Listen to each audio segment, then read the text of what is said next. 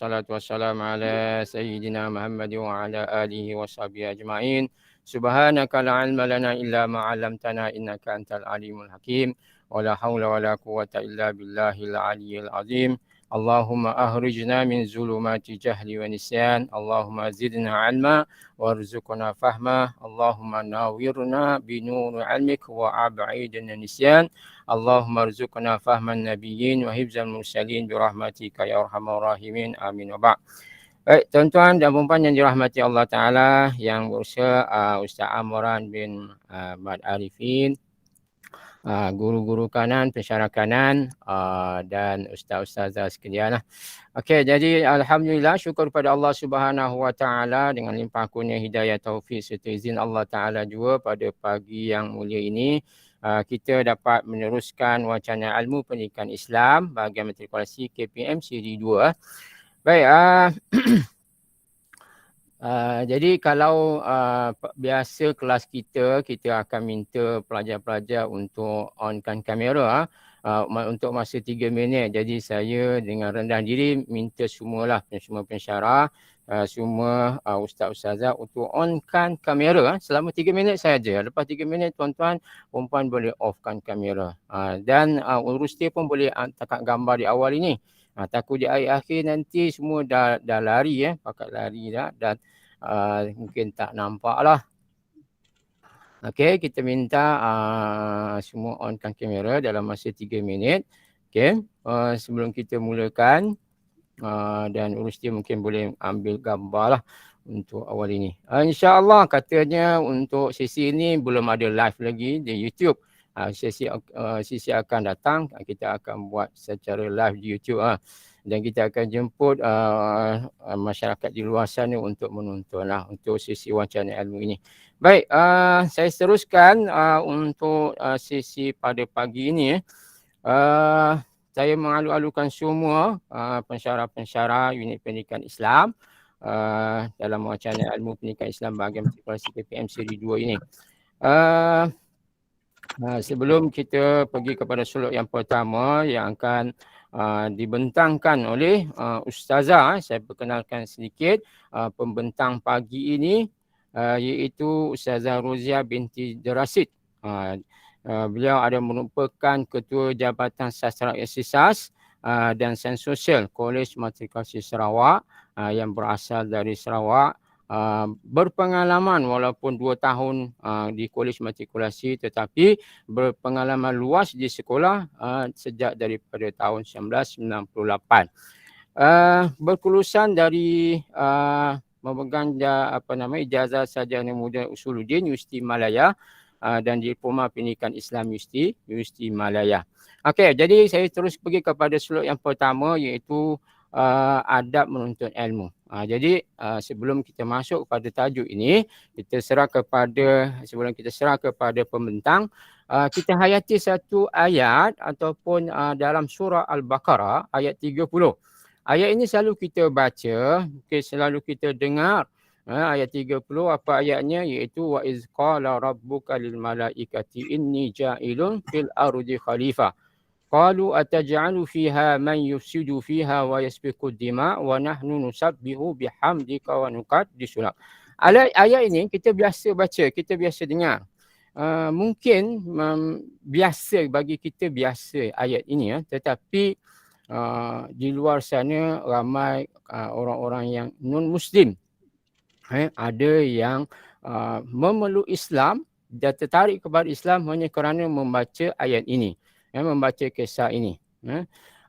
Mungkin kita biasa dengar, kita faham ayat ini apabila Allah Ta'ala menyatakan kepada para malaikat, aku ingin menjadikan makhluk ataupun khalifah di muka bumi. Mungkin kita rasa biasa, tetapi seorang non-Muslim pernah kupaskan ayat ini.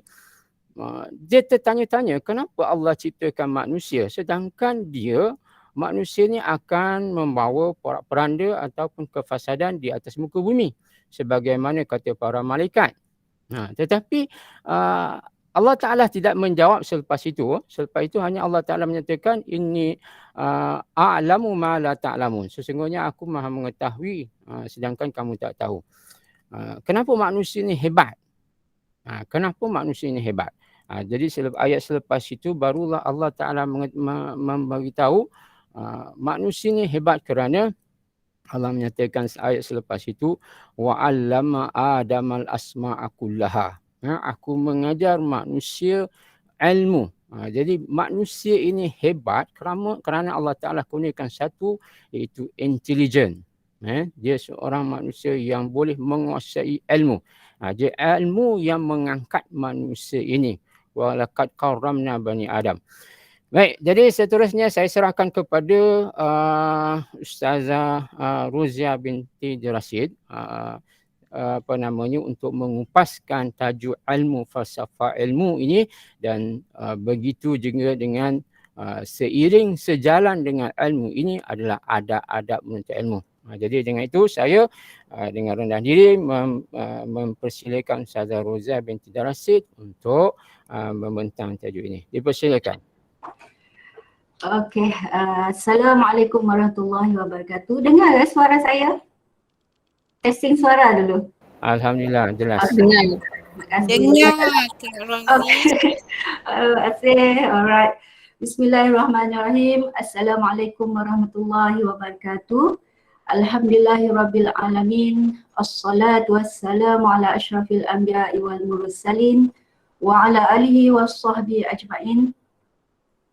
Rabbi shrahli sadri wa yassirli amri wahlul 'uqdatam min lisani yafqahu qawli. La haula wala quwwata illa billahil aliyyil azim. Allahumma salli ala sayyidina Muhammad wa ala ali Muhammad. Terima kasih Tuan Moderator kita Al-Fadil Ustaz Abdul Aziz dari Kolej Matrikulasi Sarawak, yang berusaha Al-Fadil Ustaz Amran, penolong pengarah akademik bahagian matrikulasi KPM, Ustaz-Ustaz kanan, pensyarah-pensyarah kanan, pensyarah-pensyarah cemerlang, Ustaz-Ustazah Al-Asatizah, tuan-tuan dan puan-puan sekalian. Pertama-tamanya saya mengucapkan terima kasih kerana menjemput saya untuk terlibat dalam wacana ilmu pada pagi ini. Rupanya wacana ilmu ini adalah edisi kedua, saya dipahamkan begitu. Okey, salam perkenalan daripada kami, daripada Bumi Kenyalang, Bumi Bertuah. Untuk membincangkan tajuk pada pagi ini iaitu adab versus ilmu. Tajuk ini sangat menarik pada pandangan saya dan sangat luas. Sedia maklum kan semua tuan-tuan dan puan-puan, tajuk ini sangat luas dan dalam satu tajuk ini ada dua tajuk. Ada dua tajuk utama iaitu adab dan ilmu. Adab itu sendiri dah menunjukkan sangat luas. Adab tentang ilmu tentang adab ni sangat luas, merangkumi adab dengan Allah, adab dengan manusia, adab dengan haiwan, makhluk-makhluk lain, dan ilmu itu sendiri memang sangat luas ya. Jadi untuk membincangkan versus ilmu ini, saya melihat begini. Versus tu kalau kita semak daripada kamus, maksudnya lawan. Berlawan, dan biasa istilah ni digunakan di dalam pertandingan, terutamanya di court tinju dan sebagainya. Jadi untuk memahami tajuk adab versus ilmu ni, pada pandangan peribadi saya tak dapat dilawan lah. Adab nak lawan dengan ilmu ni tak dapat, tetapi kita melihat di sudut lain, kita melihat di sudut compare dia, perbandingan, banding beza dia. Tapi hakikatnya adab dan ilmu ini adalah sangat sejajar dan tak dapat dipisahkan antara satu sama lain dan saling berhubung antara satu sama lain, yang akhirnya kembali kepada adab. Okey, tuan-tuan dan puan-puan sekalian, insya-Allah mudah-mudahan dipermudahkanlah untuk saya membincang perkara ini. Dan isunya sekarang ni saya melihat begini, sejauh mana ilmu itu diamalkan dan dihayati sebenarnya. Bukan isu kita nak bandingkan adab versus ilmu ataupun nak lawan, nak bezakan, tapi isunya ialah sejauh mana manusia itu mengamalkan dan menghayati ilmu yang dipelajari dia.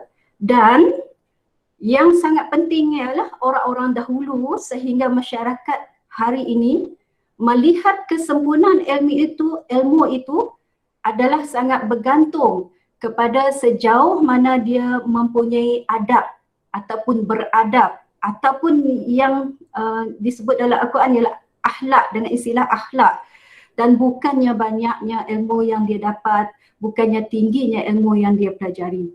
So tajuk ini ialah sangat menarik untuk dikupas ya. Alright. Okey, tuan-tuan dan puan-puan sekalian, boleh saya teruskan ya? Boleh, insyaAllah boleh. Sedia Saya mendengar. je nak tengok respon. Okey ya. Okey. Boleh teruskan. Alright. Terima kasih. Baik, seterusnya mari kita lihat balik tuan-tuan dan puan-puan, apakah matlamat pendidikan negara kita. Kalau kita lihat matlamat pendidikan negara kita ni sangat bagus dan akhirnya menjurus kepada pembentukan akhlak itu sendiri. Okey, pendidikan di Malaysia adalah usaha berterusan ke arah memperkembangkan lagi potensi individu secara menyeluruh dan bersepadu untuk mewujudkan insan yang harmonis dan seimbang dari segi intelek, rohani. Tengok, rohani itu emosi dan jasmani, berdasarkan kepercayaan dan kepatuhan kepada Tuhan. Inilah pendidikan kita, pendidikan kepada agama Islam itu sendiri. Usaha ini adalah untuk melahirkan apa?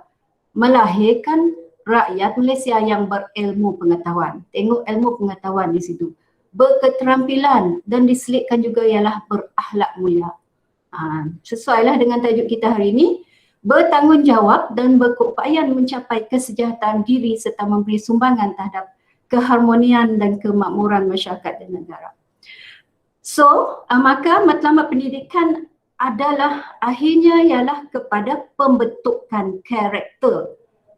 Itu tujuan kita mendidik anak-anak bangsa dari tadika, sekolah rendah, sekolah menengah, matrikulasi, pra-universiti dan ke IPTA, ialah akhirnya untuk pembentukan karakter, peribadi, watak yang mulia, watak yang sempurna, kemenjadian diri, istilah yang terkini. Dan istilah-istilah ini adalah sejajar dengan pendidikan Islam, karakter yang hendak dibentuk oleh Islam, agama Islam, iaitu contohnya untuk menghasilkan manusia dan individu yang jujur, bersemangat, kerja keras, kerja keras saya suka ni, kerja keras, tidak malas, berani, kreatif, cinta kepada kebersihan. Yang ni kita nak bentuk ni. Toleransi, adil, beradab dan seumpamanya. Ini pendapat Dr. Adian Husaini 2012. Maka contoh-contoh ini adalah pembentukan akhlak ataupun beradab yang banyak disebut di dalam Al-Quran dan hadis, yang mana inilah kehendak daripada Tuhan Rabbul Alamin ke atas manusia. Tuntutan Allah Subhanahu Wa Taala ke atas kejadian manusia itu sendiri. Dan kalau kita lihat di sini, sabda Rasulullah SAW menegaskan hal itu, sesungguhnya aku diutus untuk menyempurnakan akhlak yang mulia. Baik tuan-tuan dan puan-puan sekalian, sekarang mari kita lihat ayat-ayat tentang ilmu dan adab dalam Al-Quran yang kita buat analisis dengan merujuk kepada tafsir prakata terbitan Al-Mughirah yang disusun oleh Dr. Ahmad Hatta 2009. Di dalam ayat Al-Quran terdapat yang berkaitan dengan adab 133 ayat, iaitu 36% yang menyebut tentang adab secara khusus dan umum, dan yang berkaitan dengan ilmu sebanyak 239 ayat, 64%. Okay, kita lihat di sini ilmu pengetahuan yang disebut dalam Al-Quran secara khusus. Yang pertama tentang keutamaan ilmu dan ulama, celaan terhadap kebodohan dan orang bodoh, ni banyak ayat dan surah-surah dia. Seruan untuk mencari ilmu, surah yang keempat ayat 122 sangat jelas. Seruan untuk bertafakur dan menggunakan akal, seruan untuk menyebarkan ilmu dan larangan menyembunyikannya. Ini larangan menyembunyikannya. Sebab tu saya sambut juga cabaran hari ini untuk berkongsi wacana ilmu dengan tuan-tuan dan perempuan yang memang sudah hebat-hebat belaka Okey, yang keenam ialah berbantah-bantahan tanpa ilmu. Seruan yang ketujuh, seruan untuk mengetahui ilmu pengetahuan dan teknologi. Teknologi ni kita banyak perkembangan teknologi dari dulu dan sekarang ni sangat hebat teknologi kita. Dan ayat yang kelima, surah yang kelima ayat 75. Berkaitan dengan adab dan akhlak juga, ada berkaitan dia iaitu perilaku yang baik. Banyak ayat dan surah dia membalas kejahatan dengan kebaikan. Seterusnya tajuk mengejarkan kebaikan, ayat yang berkaitan berlumba dalam mengejarkan kebaikan. Ini semua adalah di bawah akhlak ataupun adab. Akhlak dan adab ni saya nak sebut walaupun dia ada berbeza sedikit, tetapi kita biasa sinonim dengan adab, tapi itulah akhlak sebenarnya. Boleh disebut sebagai akhlak. Akhlak ni bahasa Arab dan kita ni lebih kepada adab lah sebutan yang lemahnya kita sekarang ni. Yang kelima berkaitan dengan hikmah, yang keenam perdamaian antara manusia, jujur, sikap jujur itu yang kita nak lahirkan karakter tadi, ucapan yang lebih baik, istiqamah, senyuman dan muka cerah. Sudah dinyatakan juga senyuman dan muka cerah, pemaaf, hati yang bersih, ihsan. Ihsan ni ialah adab antara Allah, adab antara manusia dan adab antara makhluk. Ini termasuk dalam ihsan juga, mengutamakan orang lain. Banyak lagi ayat-ayat saya tak nyatakan di sini. Ini saya beri di sini ayat yang menunjukkan kasih sayang. Surah yang ke-48 ayat 29 tentang kasih sayang. Nabi Muhammad itu Rasulullah dan orang yang bersamanya bersikap keras terhadap orang kafir dan sebaiknya berkasih sayang sesama sendiri. Kemudian ayat kebersihan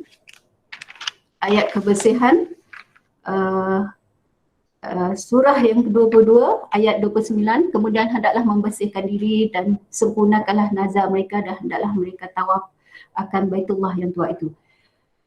Maksudnya di sini ialah tuan-tuan dan puan-puan sekalian, ayat seruan daripada Allah Subhanahu Wa Taala banyak dalam Al-Quran yang berkaitan dengan adab dan ilmu itu. Sebab itu kita tak boleh nak buat berses di sini, tapi benda ini sangat berkaitan antara satu sama lain. Baik tuan-tuan dan puan-puan sekalian, terus kepada slide saya yang seterusnya, iaitu kita melihat yang pertama saya dulu tajuk ilmu. Saya letakkan ilmu dulu, kemudian saya akan kupas berkaitan dengan adab. Okey, kita lihat di sini konsep ilmu. Minta maaf, pagi ini kita lebih kepada ilmiah sikit, so kena beri tumpuan sedikit lah Okey, dari segi pandangan Islam, konsep ilmu adalah satu acuan yang sepadu, iaitu gabungan antara akidah, syariah dan akhlaknya yang membentuk tunjangan ilmu yang bersifat saintifik dan kemanusiaan seperti ilmu sains, teknologi, ekonomi dan seumpamanya. Okey, ilmu-ilmu yang ada pada hari ini adalah semuanya bertunjang daripada akidah, syariah dan akhlaknya. Okey, yang kedua, teori ilmu pengetahuan ataupun epistemologi. Menurut Islam, teori ataupun konsep ilmu ini adalah merupakan pandangan hidup, world view yang merangkumi kehidupan di dunia dan di akhirat. Masya Allah, sangat luas sangat-sangat luas tentang ilmu ini, mengikut teori ilmu pengetahuan itu sendiri, merangkumi di dunia dan di akhirat. Dan kalau kita lihat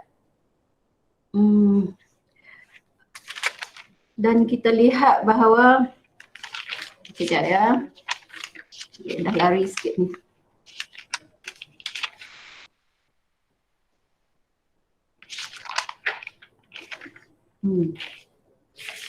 Okey, seterusnya kajian tentang ilmu pengetahuan, epistemologi adalah merupakan cabang falsafah konsep ilmu ni juga adalah falsafahnya yang membincangkan hakikat, makna, kandungan, sumber dan proses ilmu. Ini menurut Syed Muhammad Dawilah Al-Idrus 1993.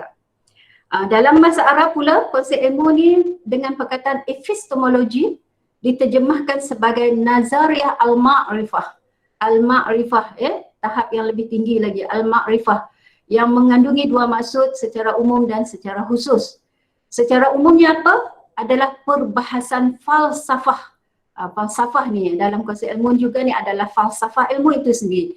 Yang penting serta mempunyai hubungan dengan ilmu, pengetahuan serta ilmu-ilmu psikologi, biologi, sosiologi, sejarah dan sebagainya.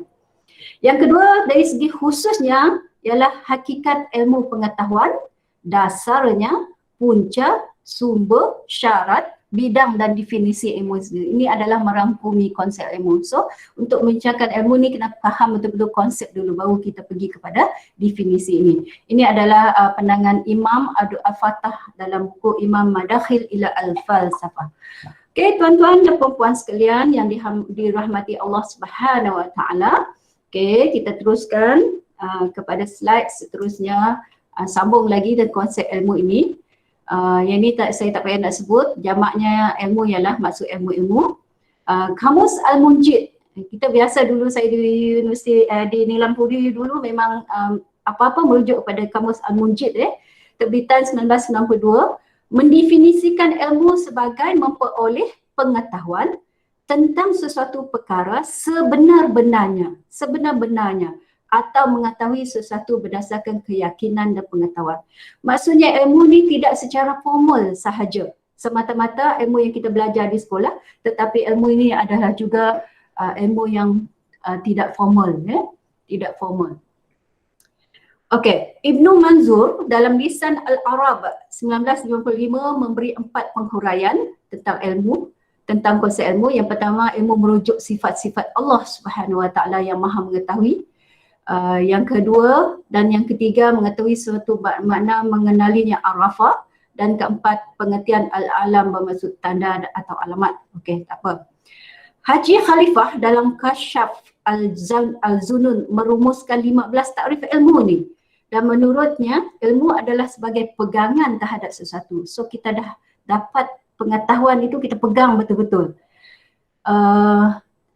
Pengenalan, pengetahuan, pencapaian sesuatu, pengasahan berasaskan keyakinan. So kita tahu, kita yakin benda itu dan kita percaya dengan kukuh. Itu menurut Haji Khalifah. Okay, seterusnya Jamil Salibas 1979 dalam Al-Mu'jam Al-Falsafah mendefinisikan nazariah al-ma'rifah sebagai perbincangan mengenai hakikat, sumber asal, ketinggian nilai, cara mendapat skop ilmu. Menurut dia lebih kepada skop ilmu yang sangat luas. Wan Muhammad Nur Wan Daud 1993 pula mendefinisikan istilah epistemologi sebagai falsafah yang membincangkan hakikat, makna, kandungan, sumber dan proses ilmu. Proses ilmu itu Okey, tuan-tuan dan puan-puan sekalian yang dirahmati Allah Subhanahu Wa Taala. Kesimpulannya, konsep ilmu adalah satu disiplin ilmu yang membincangkan dan menyelidik tentang asal usul sumber, kaedah, proses dan batas sesuatu ilmu pengetahuan yang akan membawa kepada pemahaman terhadap kebenaran hakiki. So pentingnya di sini ialah ilmu itu saya tekankan tadi ilmu itu tidak semestinya kita dapat secara formal di sekolah daripada guru, tetapi ilmu itu kalau kita tengok silibus pendidikan Islam bahawa ilmu itu banyak pecahan-pecahan sumber-sumber ilmu dia itu sendiri, termasuklah juga tarbiyah mak bapak kita di rumah, adab persekitaran masyarakat. Kita faham benda itu, kita tahu benda itu baik dan benar dan kita pegang, itu juga adalah sumber-sumber ilmu yang didapati oleh manusia. Baik, tuan-tuan dan puan-puan sekalian, terus kepada definisi ini, definisi ilmu. Saya teruskan dengan definisi ilmu. Yang pertama, ilmu adalah sebagai pegangan. Pegangan terhadap sesuatu, pengenalan, pengetahuan, keyakinan, kepercayaan yang kukuh, penghasilan akal dan akhirnya terhasilnya makna sesuatu ke dalam jiwa. So ilmu itu yang kita faham dan akhirnya tersimpan di dalam jiwa kita dengan kukuh. Itulah ilmu. Even kepada pemerhatian terhadap penciptaan langit dan bumi. Kita perhatikan, dia meresapkan dalam jiwa. Kita fikir benda itu meresapkan ke dalam jiwa, kukuh dan yakin di dalam jiwa kita, itu juga adalah ilmu yang kita dapat. Menurut perspektif Barat, telah dirumuskan secara komprehensif dan menyeluruh oleh The Encyclopedia of Philosophy yang mengatakan bahawa definisi yang diterima umum tentang ilmu ataupun knowledge adalah kepercayaan yang benar dan hakiki. Knowledge is justified dan true belief. Sementara itu Merriam-Webster Collegiate Dictionary mentakrifkan ilmu sebagai sesuatu fakta. Dia mentakrifkan ilmu ini adalah satu fakta atau keadaan mengetahui sesuatu dengan kebiasaan. Mengetahui sesuatu dengan kebiasaan yang diperoleh juga adalah ilmu melalui pengalaman atau sesuatu yang berkaitan. Pengalaman hidup kita ini, siapa yang otak-otak itu dah banyak pengalaman hidup yang dilalui oleh dia, itu juga adalah ilmu menurut Webster Collegiate Dictionary. Ataupun suasana atau keadaan untuk memahami sesuatu kebenaran atau fakta melalui proses berfikir dan penakulan.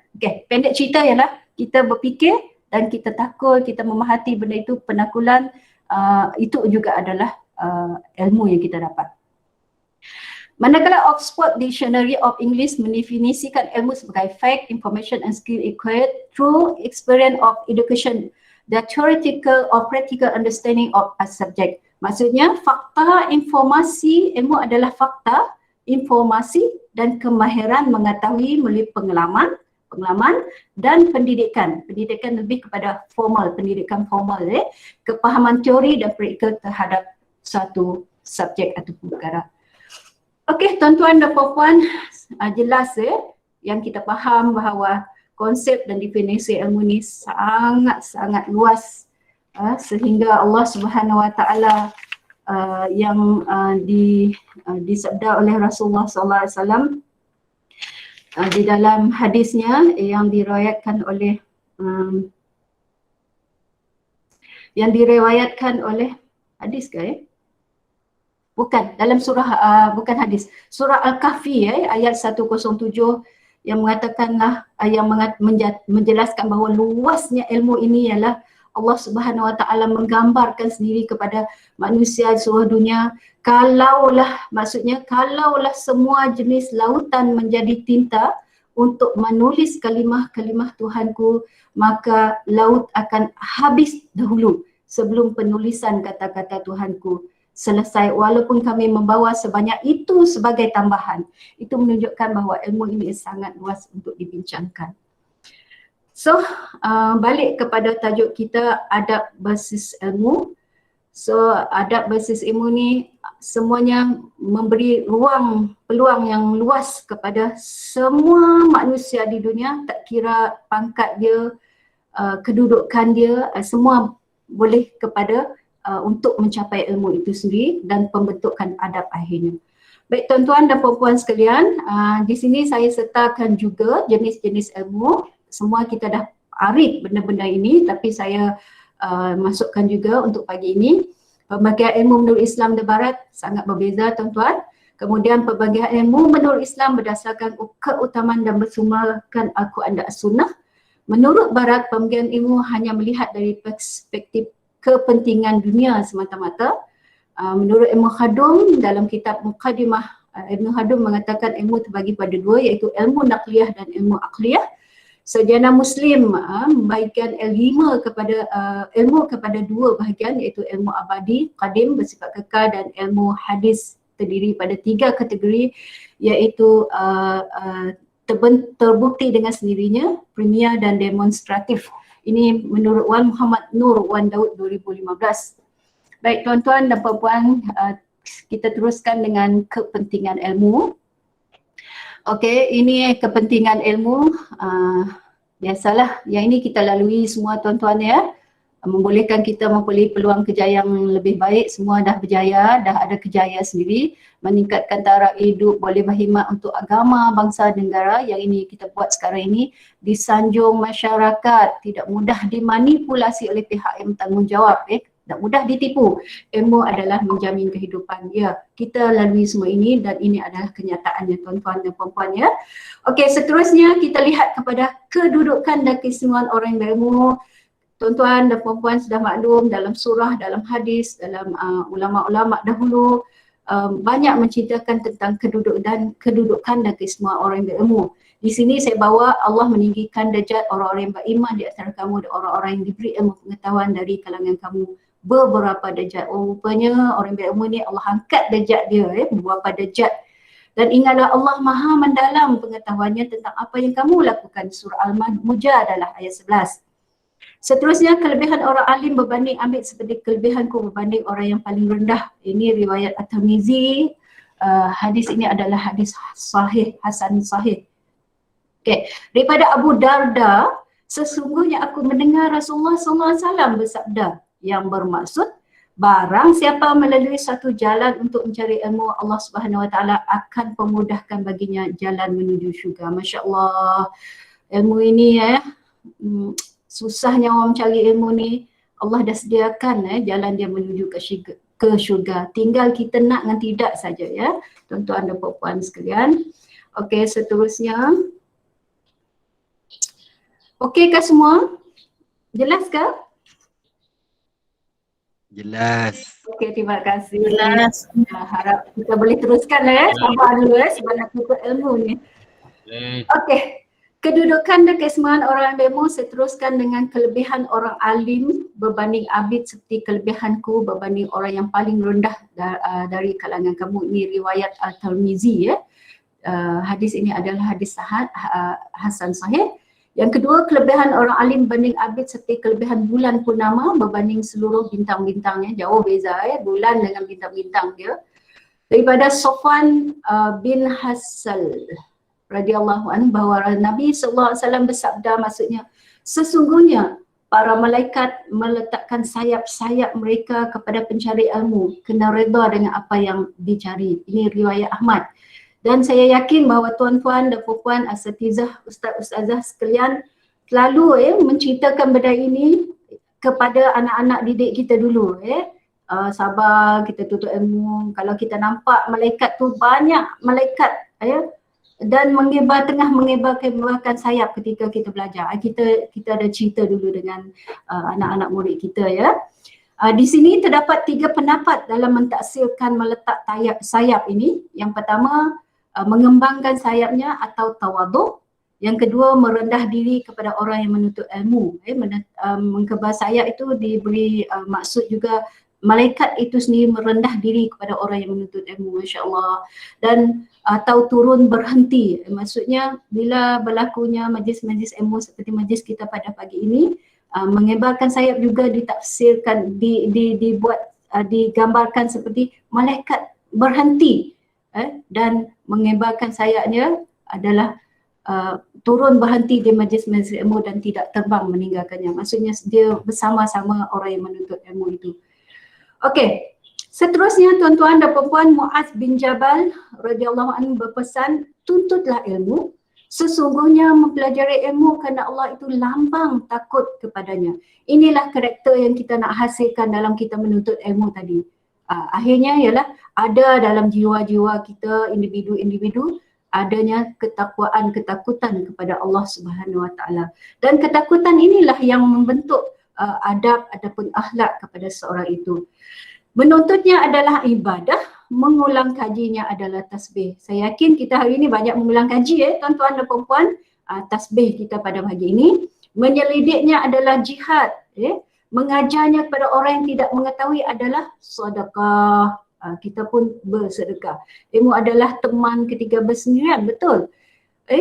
Ilmu ni adalah teman ketika bersendirian walaupun kita tidak ada bersama kita isteri ataupun anak kita, isteri ataupun suami anak-anak kita, tapi bila kita membaca ilmu, bertemankan buku, itu adalah teman ketika kita bersendirian dan sahabat ketika kesunyian. Masya Allah, hebatnya tuan-tuan dan puan-puan sekalian. Baik, tuan-tuan, baru saya masuk bab definisi adab.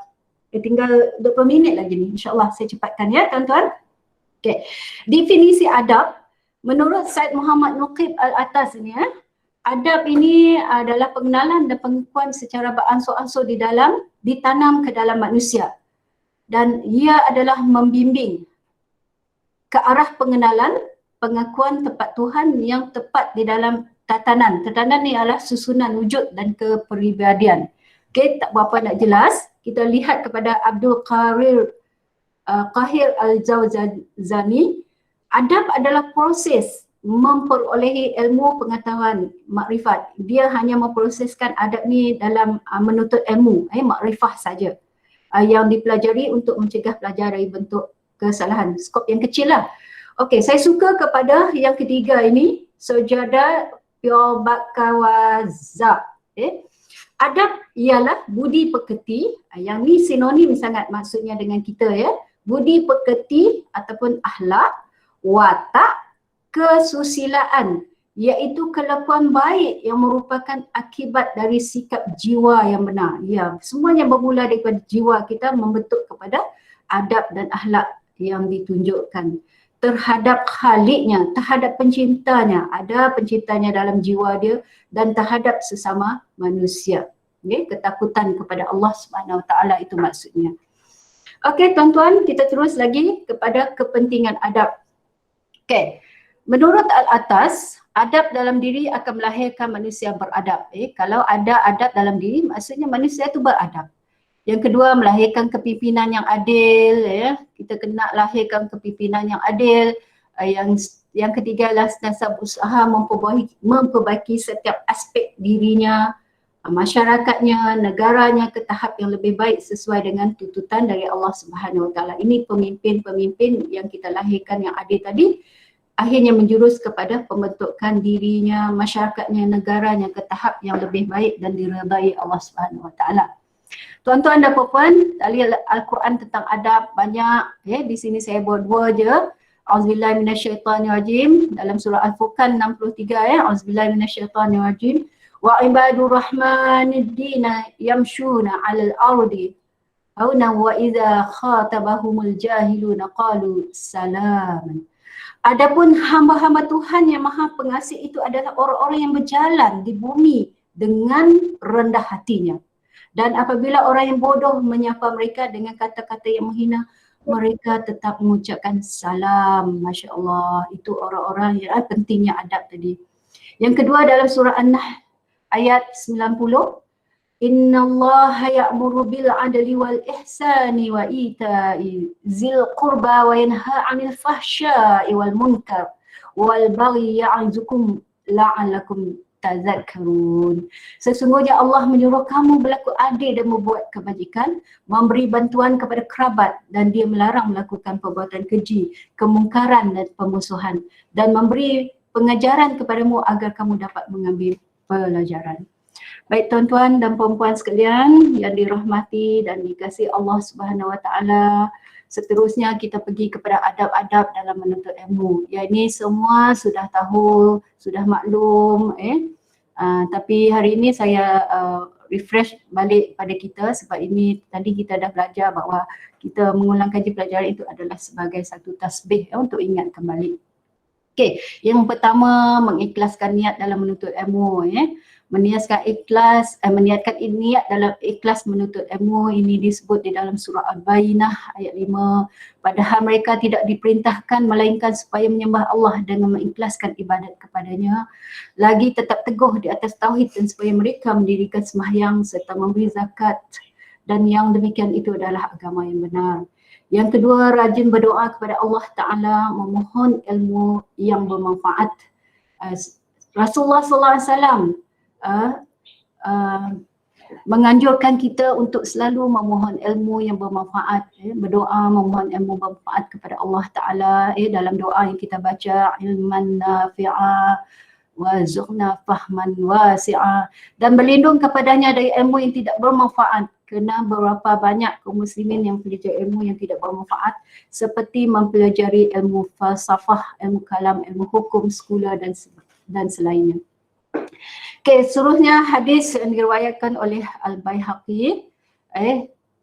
Rasulullah SAW bersabda, 2 orang rakus yang tidak pernah kenyang, iaitu orang yang rakus terhadap ilmu dan tidak pernah kenyang dengannya, dan orang yang rakus terhadap dunia dan tidak pernah kenyang dengannya. Saya sangat yakin tuan-tuan dan perempuan termasuk dalam golongan ini, iaitu dia tidak ada kesudahan untuk dia menuntut ilmu dan sangat-sangat suka untuk menuntut ilmu.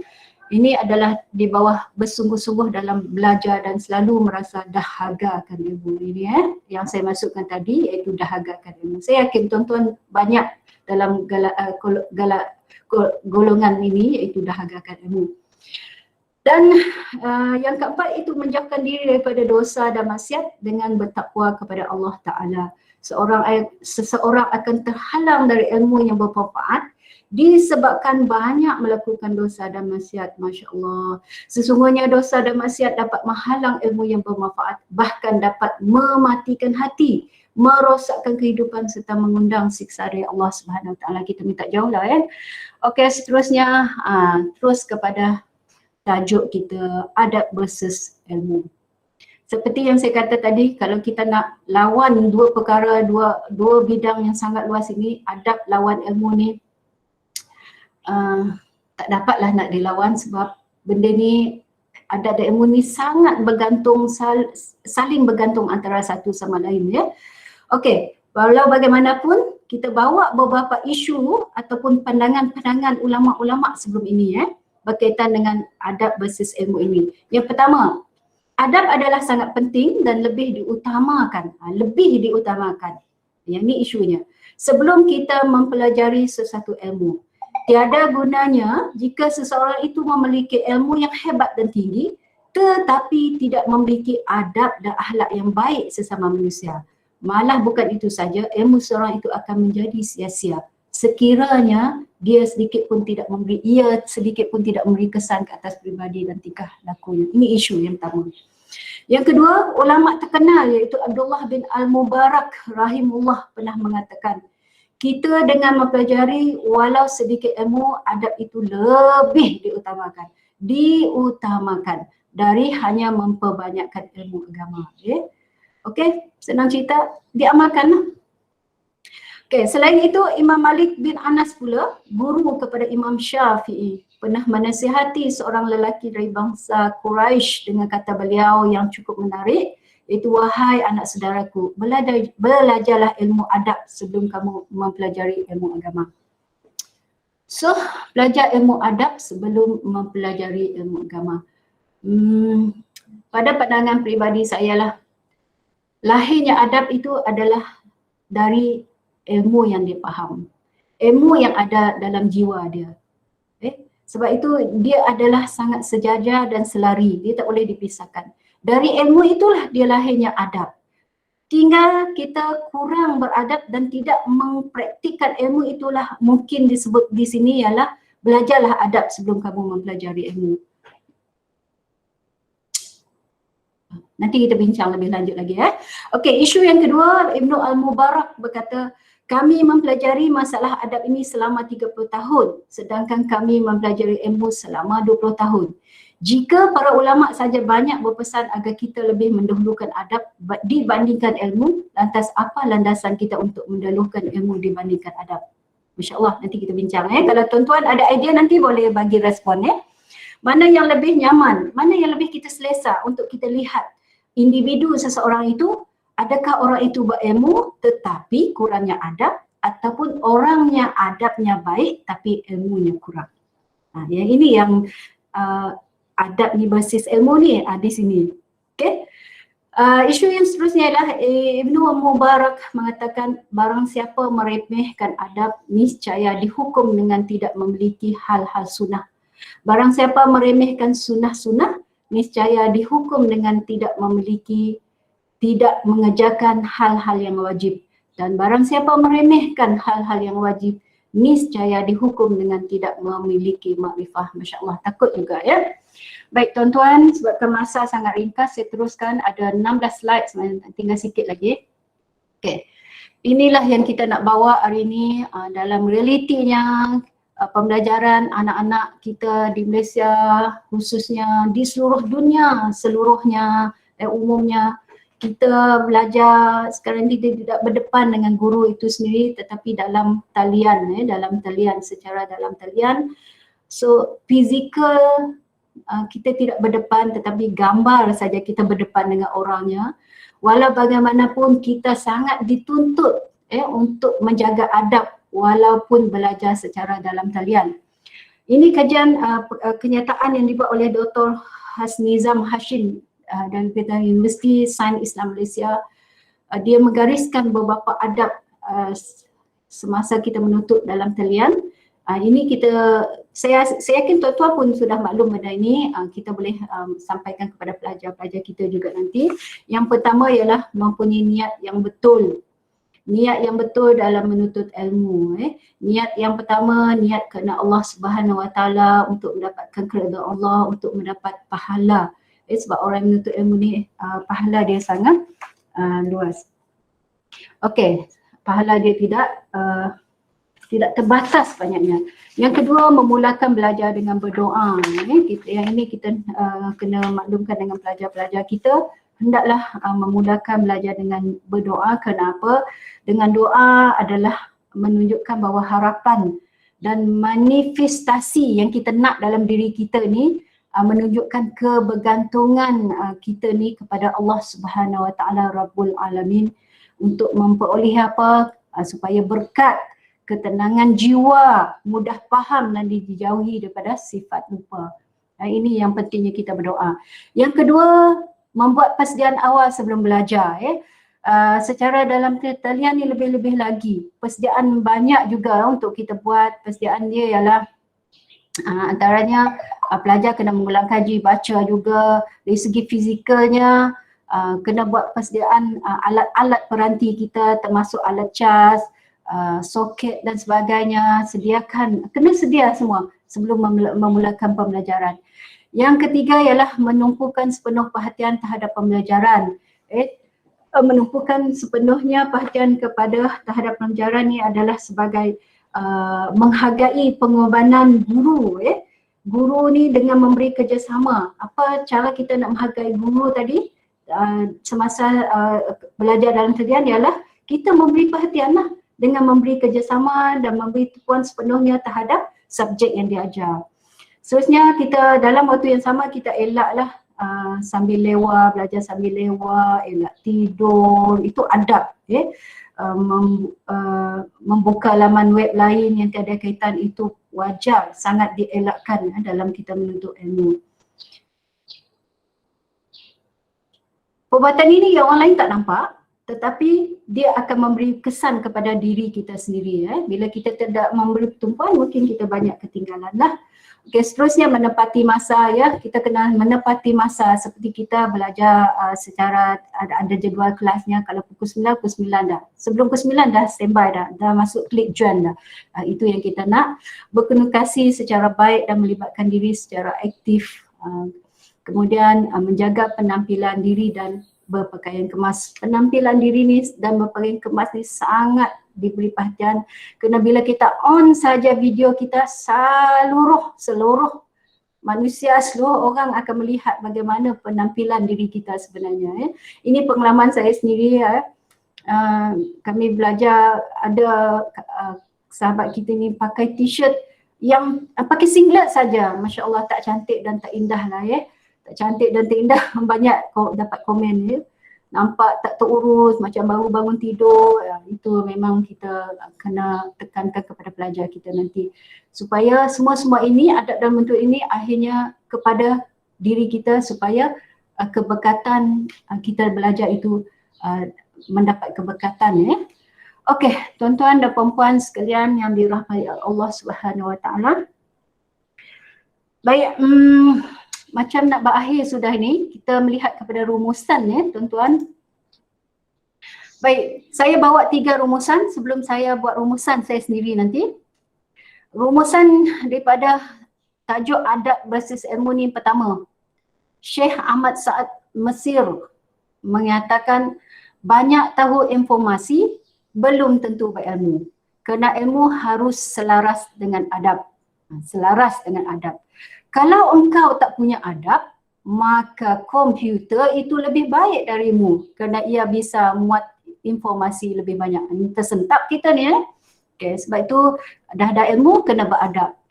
Dan semestinya orang berilmu tu, orang beradab tu memang dia ada faham tentang ilmu yang dia dapat. Yang kedua, Syekh Abdul Qadir Al-Jalani. Aku lebih menghargai orang yang beradab daripada orang yang berilmu. Kalau hanya berilmu, iblis pun lebih tinggi ilmunya daripada manusia. Masya Allah, takut juga ni. Iblis tu hebat ilmu dia. Kadang benda yang tak sampai jangkau, dia dah jangkau dulu. Okey, seterusnya yang ketiga iaitu Al-Habib ini. Jadikanlah TV, handphone, internet dan lain-lain sebagai alat perantara dan pembantu agamamu. Jika tidak, alat ini akan menghancurkan dan merosakkanmu. So kita gunalah peranti yang ada untuk kerja-kerja Islam. Baik, seterusnya tuan-tuan dan puan-puan yang dirahmati Allah Subhanahu Wa Taala, inilah rumusan daripada saya. Orang yang beradab semestinya berilmu dan orang yang berilmu tidak semestinya beradab. Sebab ilmu ini perlu dipraktikkan. Tidak ada isu nak bersis-bersis, tetapi isunya sekarang sejauh mana kita mengamalkan ilmu walaupun sedikit dan dipraktikkan. Itulah yang membentuk adab individu seseorang. Baik tuan-tuan dan puan-puan sekalian, nampaknya sekian. Saya akhiri pertemuan kita ini dengan kata-kata peribahasa rasanya. Kata-kata kaum yang terbesar di Sarawak, kaum Iban. Anda tahu iaitu agi hidup agi ngelaban. Tahu tu Ustaz-Ustaz agi hidup agi ngelaban maksudnya selagi kita hidup, selagi itu kita berjuang. Selagi kita hidup, selagi berjuang. Bila kita dah mati, kita tak boleh nak buat apa, nak berjuang pun tak dapat, nak makan durian pun tak dapat. Tuan-tuan sekarang ni musim durian di Sarawak lah, banyak durian, berlambat-lambat durian. Baik, sekian, terima kasih. Saya minta maaf kalau ada salah dan silap. Kalau yang apa-apa yang kurang tu boleh diperbetulkan, ditambah baik tuan-tuan, ustaz-ustazah yang banyak ilmu lagi daripada saya. Dan saya akhiri dengan wabillahi taufik wal hidayah. Assalamualaikum warahmatullahi wabarakatuh. Ustaz Abdul Ghani lagi hidup lagi ngelaban. Okey, selamat Sarawak Ustaz Abdul Ghani. Sarawak kejap lama tak cakap Sarawak. Pepatah Sarawak. Okey. Mesti ramai yang dah pergi ke Sarawak. Okey, saya kembalikan kepada pengurusi kita Al-Fadil Ustaz Abdul Aziz dari matrikulasi. Dipersilakan Ustaz Saya dah stop screen saya. Okey, terima kasih semua. Terima kasih kepada Ustazah Rozia binti Derasis atas pembentangan dan perkongsian sebentar tadi. Alhamdulillah, satu pembentangan dan perkongsian yang sangat baik. Jadi ada permintaan ya Ustazah kalau baca di chat ni. Okay, jadi ada permintaan untuk perkongsian slide daripada Ustazah nantilah dalam grup UPIM nantilah. Oh boleh. Boleh. Baik, jadi Alhamdulillah saya berasal dari Melaka tetapi pernah kerja di Sarawak lah. Okey, jadi untuk slide yang kedua, sebelum masuk slide yang kedua, jadi tajuk falsafah ilmu ini memang sangat luas sebab falsafah ilmu ini adalah satu perbincangan yang mendalam tentang suatu tajuk. Jadi kalau masa 3 jam saya tengok untuk pembentangan definisi saja mungkin habis 1 jam, baru nak cerita konsep saja belum falsafah. Jadi satu pembentangan yang panjang lah. Jadi mungkin kita hanya terpaksa memilih beberapa tajuk yang penting dalam falsafah ilmu inilah. Kalau nak cerita falsafah ilmu itu memang sangat luas. Dan kita bersyukur pada Allah Subhanahu Wa Taala di atas pembentangan Ustazah tadi telah membentangkan beberapa ayat Al-Quran dan Sunnah berkaitan dengan adab-adab menuntut ilmu. Jadi agama kita telah menyediakan dalil-dalil, hujah-hujah berkaitan bagaimana kita perlu beradab ketika berilmu. Jadi saya ingat satu ketika masa belajar dulu ada satu kelas taekwondo. Ustaz Sayuti Al-Jauhari bersama saya ketika itulah. Ustaz Sayuti mungkin masih ingat lagi masa Syakir Hussein Jadi ada seorang pelajar ini dia letakkan bengkong ataupun tali pinggang taekwondonya letak di bawah. Jadi dia ditegur. Ditegur oleh Master Syakir Hussein lah. Kerana tidak menjaga adab ketika ataupun di gelanggang. Jadi beliau juga menyentuh bahawa orang putih ataupun orang bukan Islam, orang Korea, dia menjaga bab-bab seperti ini, ada adab ketika belajar. Itu taekwondo, mereka ini menitip beratkan tentang adab-adab. Begitu juga di Jerman yang pernah berlaku seorang student yang meletakkan buku di bawah. Di bawah lalu ditegur, ditegur oleh orang Mak Saleh di sana lah. Perlunya menjaga ilmu, adab untuk ilmu ini, adab untuk ilmu ini. Jadi begitu luas kalau kita nak bicarakan tentang ilmu inilah. Okey, baik. Jadi saya sama-sama tidak hebat. Okey, kalau ada soalan saya akan bacakanlah sama-sama tidak hebat. Terima kasih pengusian yang sangat hebat. Kalau ada soalan saya bacakan soalan lah. Okey, sebab kita kekangan masa, kita tak ada buka secara live untuk bercakap ataupun menyoal secara live ni lah. Okey, jadi kita diberi masa 5 minit untuk berehat seketika untuk mungkin untuk basahkan tekak, luruskan pinggang dan sebagainya. Sebelum kita mulakan slot yang kedua bersama Ustaz Raja. Okey, boleh InsyaAllah. Jadi kita berehat sebentar 5 minit. 5 minit insyaAllah. Selepas 5 minit kita akan mula semula. Terima kasih. Assalamualaikum warahmatullahi wabarakatuh. Assalamualaikum. Terima kasih Ustaz. Terima kasih Ustaz. Kalau ada yang nak bincang, nak sembang, nak borak mungkin tu boleh lah. Masa ni lah nak sembang. Jangan lupa kehadiran Google Form tu dah ada share. Tuan-tuan boleh isi Google Form yang disediakan itu untuk kehadiran. Setakat ni baru 30 orang yang daftar kehadiran. Okey, nama-nama tuan-tuan akan didaftarkan dalam SPL KPM nanti. Okey, masih. Ustaz Isyamuddin standby untuk next.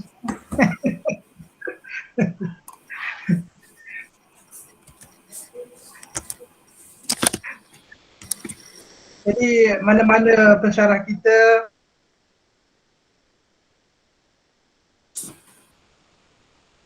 mesti pengalaman melalui wacana ilmu kita ini boleh beri nama kepada KU Ketua Unit Pendidikan Islam. Nanti KU akan beri nama wadana dan tajuk yang disampaikan. Gitu. Apa bidang yang Ustaz dan Ustazah nak kongsikan yang kaitan dengan PDPR kita ni lah, yang dalam pendidikan Islam ini. Anda sangat mengalu-alukan lah. Sangat mengalu-alukan. Nanti kita akan keluar surat, nantikan sebagai penceramah untuk wacana ilmu kita ini. InsyaAllah hujung bulan ni pun kita ada satu lagi wacana. InsyaAllah. Ustaz Isyamuddin kata KJ dulu kan. KJ dah mula tu, dah rasmi tu KJ tu. Kita ada seorang pegawai Cemerlang, KJ Cemerlang ketua pegawai Cemerlang, ketua jabatan di KMKJ Ustaz Taufik iaitu Ustaz Azman Abdul Aziz. Betul? Boleh juga nanti usik Ustaz Azman tu, pergi salam kat dia. Nanti kita jemput dia untuk bagi ceramah ni. Boleh. Orang Tanah Merah beli rumah di Macang kat sini Ustaz. Bisik-bisik dengan dia nanti, bagi satu tajuk. Jadi rakan-rakan yang lain kalau nak berkongsi ilmu berkaitan dengan pendidikan Islam pun semua ni boleh bagi tahu kepada KU, nanti KU bagi nama pada anak akan keluarkan surat akan tanda tangan insya-Allah.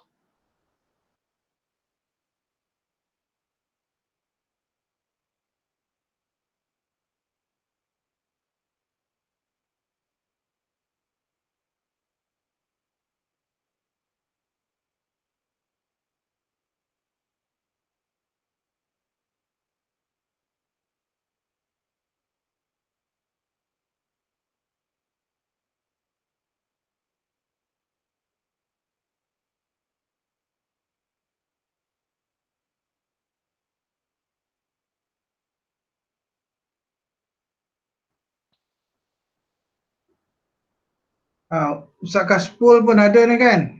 Ustaz Kaspul pun anda dah baca sejarah dia punya pengalaman belajar di dalam Facebook dia tu. Menarik juga Ustaz Kaspul. Nanti anda bagi bidang syariah lah Ustaz Kaspul. Stand by Ustaz Kaspul untuk Ada bincang hotel syariah. banyak lagi. Hotel banyak lagi. Ustaz Kaspul lagi hotel tu. Stand by untuk syariah. Next Ustaz Kaspul. Ustaz Saidi tu tunggu tu. Ustaz Saidi tu tunggu. Ustaz Saidi dia bagi kurikulum. Dia bagi kurikulum boleh.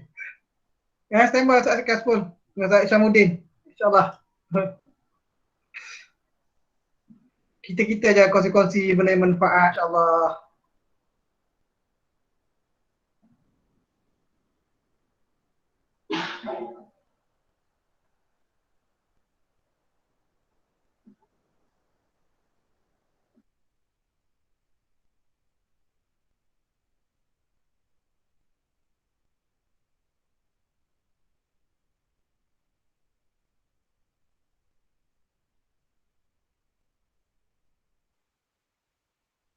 Okey, tes suara okey tak?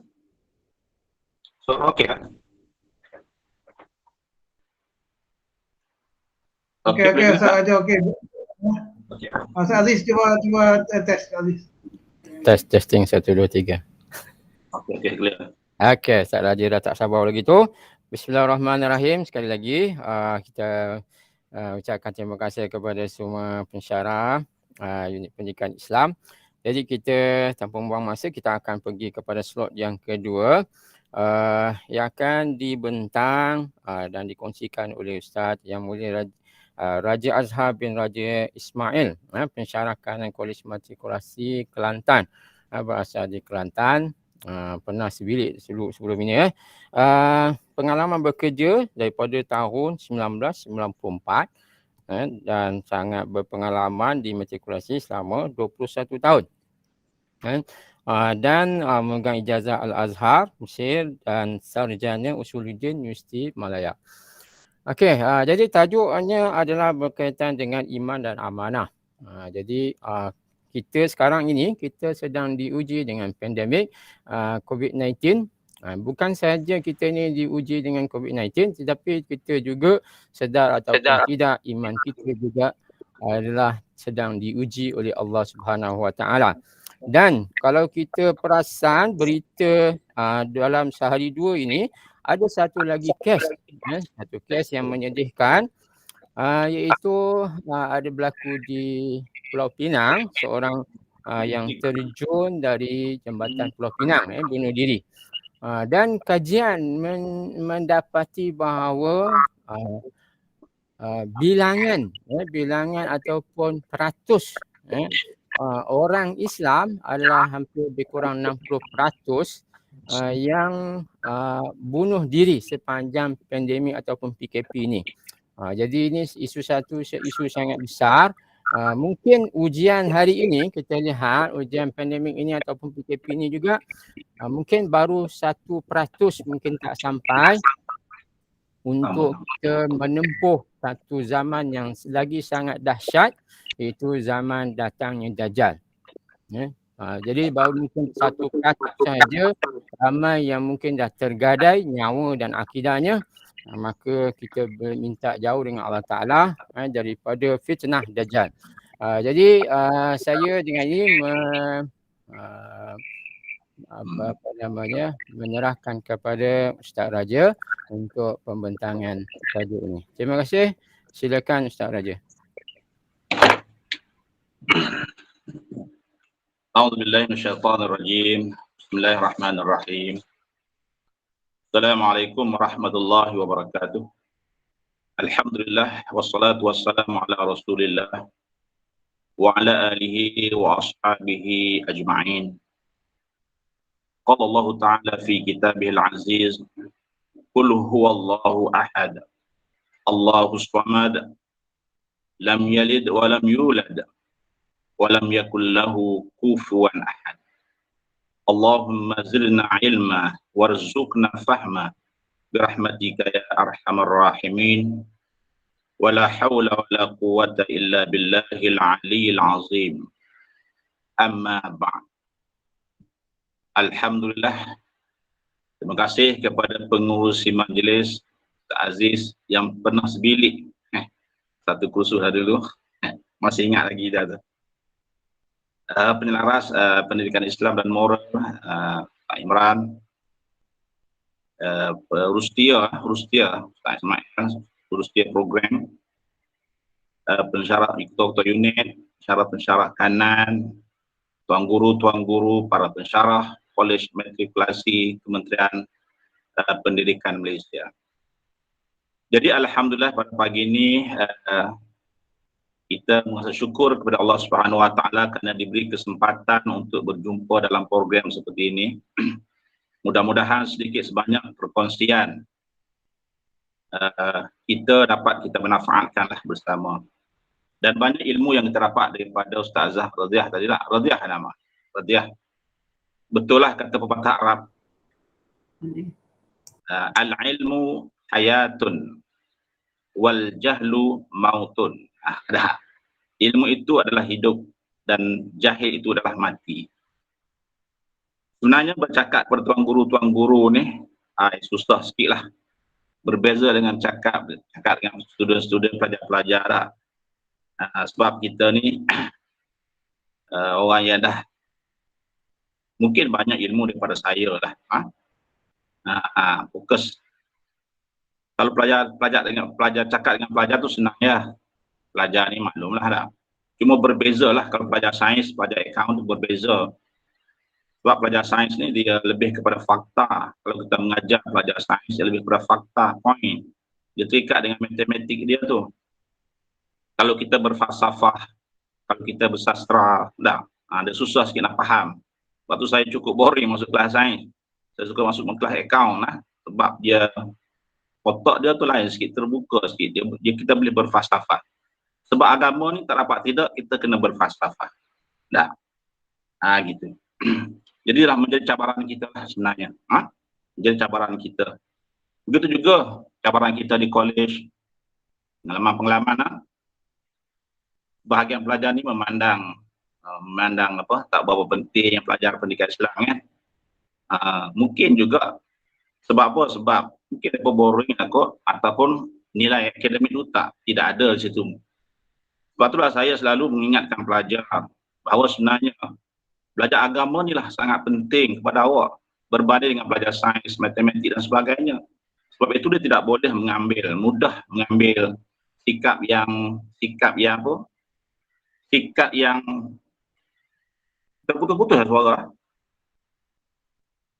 Sikap yang remeh. Sebab saya selalu berkata kepada pelajar-pelajar ni, saya mengajar kamu ni mengenal Allah. Sedangkan guru matematik, guru sains tu mengajar kamu hanya mengenal X dan Y je. Nah, itu pun tak jumpa X dan Y. Tapi saya mengajar kamu ni mengenal Allah Subhanahu Wa Taala. Sebab itulah benda-benda macam inilah perlu kita bagi tahu kepada pelajar supaya dia tidak memandang rendah atau memandang remeh kepada pelajaran agama ni sendiri. Dalam masa kita tak banyak di kolej, hanya 15 jam untuk satu semester. Tajuk yang diberi kepada saya pada pagi ini iaitu iman dan amanah. Iman dan amanah. Dan saya difahamkan supaya bukan fokus pada tajuk sangat. Saya cuba general lah perbahasan ini supaya kita dapat manfaat daripada tajuk akidah dalam bab 2 dalam silibus kita. Dan insya-Allah di akhir ceramah nanti, kuliah nanti insya-Allah akan terjawab tajuk iman dan amanah. Kenapa? Kerana iman itu sudah tentulah akan melahirkan individu yang beramanah. Dan iman juga sudah tentu akan melahirkan masyarakat yang aman. Nah, itu insya-Allah terjawab di akhir nanti. Sebagai permulaannya, sebagai poin yang pertama saya nak kongsi di sini, iaitu berkaitan dengan konsep akidah. Konsep akidah. Banyak-banyaklah benda yang sebenarnya tajuk kita terlalu banyaklah sebagaimana Ustazah sebagaimana pengurusi sebut tadilah, memang terlalu banyak untuk kita ada. Tapi perlu kita dedah kepada pelajar supaya dia kata bahawa dia ni kurangnya ilmu. Walaupun kita mampu menjelaskan beberapa perkara daripada konsep akidah ini dengan sejarah yang diberi kepada kita. Nah, sebenarnya kalaulah untuk memahami akidah ataupun apa-apa ilmu Islam ini, kalau kita jelas definisi, sebab tu dalam ilmu Islam ini dia lebih fokus kepada definisi. Sebab tu kamus-kamus kita ni terlalu banyak, terlalu besar, menjelaskan definisi. Kalau kita faham definisi akidah, sebenarnya kita boleh faham dah. Mungkin 1/3 ataupun separuh akidah itu sendiri. Nah, sebab tu kita nak definisi akidah. Contohnya kita kata definisi asal dari segi bahasa. Dari segi bahasa pun cukup dah. Lalu kita kata kat pelajar, akidah itu dengan makna ikat. Dengan makna simpul. Akidah, aqadah. Aqadah ni makna ikat, simpul. Ya, macam aqadah ni akad nikah. Akad nikah maknanya tersimpul satu perjanjian di situ. Nah, cuma tak nampaklah maknawi lah kan, macam mana ikat tu. Tapi kalau agama India ada simpul sungguh. Ada simpul antara laki-laki dan perempuan tu, simpul apa? Kain tu kemudian dia ikat, itu akad nikah dia simpul. Nah, simpulan, ikatan dengan maknawi, dengan makna akad nikah, perkataan akad itu simpul. Jadi Islam itu adalah tali, simpulan itu adalah akidah. Kalau boleh kita bawa pelajar pergi belajar di luar, luar pagar, cari lembu-lembu yang diikat tu, itu kita cuba bagi konsep definisi akidah. Kenapa lembu itu diikat? Lembu itu dibubuh tali, dicucuk tali di hidung, kemudian disimpul, diikat. Dia tak cucuk tali di hidung, kemudian lepas macam tu, tidak, dia akan ikat. Nah, kenapa lembu itu diikat? Kerana untuk menjamin keselamatan lembu itu daripada merempit di tepi jalan, mengendap orang tidur malam-malam. Nah, diikat, disimpul tali itu. Supaya tali itu Islam itu selamat. Tali itu selamat. Nah, Islam itu selamat. Kalau jadi keselamatan Islam yang ada pada manusia itu terletak kepada simpulan tadi. Terlepas atau terlepas ataupun tidak, lembu itu terletak kepada simpulan tadi. Kalau simpulan itu biasa, tak kuat, tak kemas, mungkin tercabut. Mungkin lembu itu boleh murtad tau. Islam itu tercabut. Jadi begitu pentingnya akidah itu kepada manusia. Nah, itu. Jadi definisi itu menjelaskan kepada kita bahawa begitulah kehidupan manusia ini perlunya kepada pegangan iman, kepercayaan. Dan akidah ini dengan makna kepercayaan, percaya. Percaya ini sudah tentulah dalam Islam konsep kepercayaan kita yang paling tepat. Sebab apa? Sebab kepercayaan ini sudah tentu benda yang tidak nampak. Kalau benda nampak, kita tak kata, tak perlu percaya dah. Kita tak kata kat pelajar, awak percaya ke ini pen? Kita kata macam tu. Percaya ni benda yang tidak nampak. Jadi kita kaji benda yang tidak nampak. Kita kaji benda yang tidak nampak. Itulah konsep kepercayaan. Ya? Itu. Jadi definisi ini penting supaya pelajar itu nampak, jelas, nampak apakah yang dikatakan akidah itu. Nah, hukum belajar akidah. Saya akan cerita sama ni dalam slide saya tu, tak ceritalah semua tu, mungkin tak sempat. Ingat kalau cerita yang tu semua tu 3 jam pakaian tu ya. Nah, saya cerita sikit-sikit sebab sebagai perkongsian. Hukum belajar tahu semua dah wajib. Dalilnya ada dalil fiqh, usul fiqh ada. Tidak sempurna sesuatu yang wajib itu, melainkan dengannya maka hukumnya itu adalah wajib. Dalil Quran, dalil hadis ada kan. Itu banyak hukum belajar. Tidak sempurna, tidak kenal. Sebab kita belajar akidah untuk mengenal Tuhan. Jadi tak sempurna kenal Tuhan itu kalau tidak belajar, bagaimana nak kenal Tuhan? Bermakna hukum belajar kenal Tuhan itu adalah wajib. Secara perkembangan. Tidak ada zaman Nabi ilmu akidah itu. Nah, ada sejarah zaman Nabi ni, dia ada sudut praktikal, di sudut ilmu tidak ada. Praktikal tu ada. Sami'na wa ata'na. Nah, di sudut nama-nama lain, nama-nama lain banyaklah. Nama-nama lain banyak. Ilmu nazar wal istidlal. Ya, ilmu fiqhul akbar. Dinamakan juga usuluddin. Dinamakan juga tauhid. Dinamakan juga sebagai ilmu apa panggil? Macam-macam lah. Ma'rifatullah, tauhid, usul banyaklah. Sebagai perkenal belajar tahulah. Cuma mungkin beberapa ilmu yang dia belum kenal, di antaranya fiqhul akbar. Kenapa dinamakan fiqhul akbar? Iaitu fiqh ni maknanya benda perkara yang kita faham secara mendalam. Itu fiqh lah. Man yuridillahu bihi khairan yufaqihu fid din. Siapa-siapa yang Tuhan nak baik, maka dia bagi faham mendalam dalam agama. Jadi makna fiqh itu adalah faham secara mendalam. Macam dikata ilmu fiqhus sunnah. Jadi faham secara mendalam tentang sunnah. Fiqhud dakwah, orang yang faham, ulama yang faham secara mendalam tentang dakwah. Fiqhul ibadah, jadi ulama yang faham secara mendalam tentang ibadah. Jadi di sini kenapa dinamakan fiqhul akbar? Faham secara mendalam tentang perkara yang paling besar. Sudah tentulah tidak lain tidak bukan Allah Subhanahu wa taala. Sebab itu dinamakan ilmu fiqhul akbar. Dinamakan juga dengan nama ilmu nazar wal istidlal. Nazar wal istidlal makna ilmu yang kita menggunakan logik akal untuk berfikir. Sebab ilmu ni hakikatnya adalah untuk mengenal Allah. Apa saja yang kita belajar hakikatnya untuk mengenal Allah. Walaupun ilmu sains, dia tidak mati di situ. Nah, contohnya kita kata kat pelajar sains, kamu belajar tentang sampah. Tentang sampah. Bukan sekadar untuk melupuskan sampah, tetapi lihatlah hakikat sebenar ilmu tentang sampah itu. Contohnya apa? Contohnya dalam sampah itu, bagaimana ulat itu terbentuk. Bagaimana ulat itu boleh hidup. Kan? Mana sudah tentulah akal manusia tidak boleh nak memberi jawapan. Apa jawapannya adalah akidah, iaitu Allahu Akbar. Jadi kita cuba fahamkan kepada pelajar-pelajar bahawa apa saja ilmu yang kita belajar, khususnya ilmu sains, hakikatnya adalah untuk mengenal Allah Subhanahu wa taala. Apatah lagi ilmu agama. Di sini perlunya falsafah, perlunya hikmah. Ilmu lain, hikmah lain. Nah, hikmah itulah falsafah dia.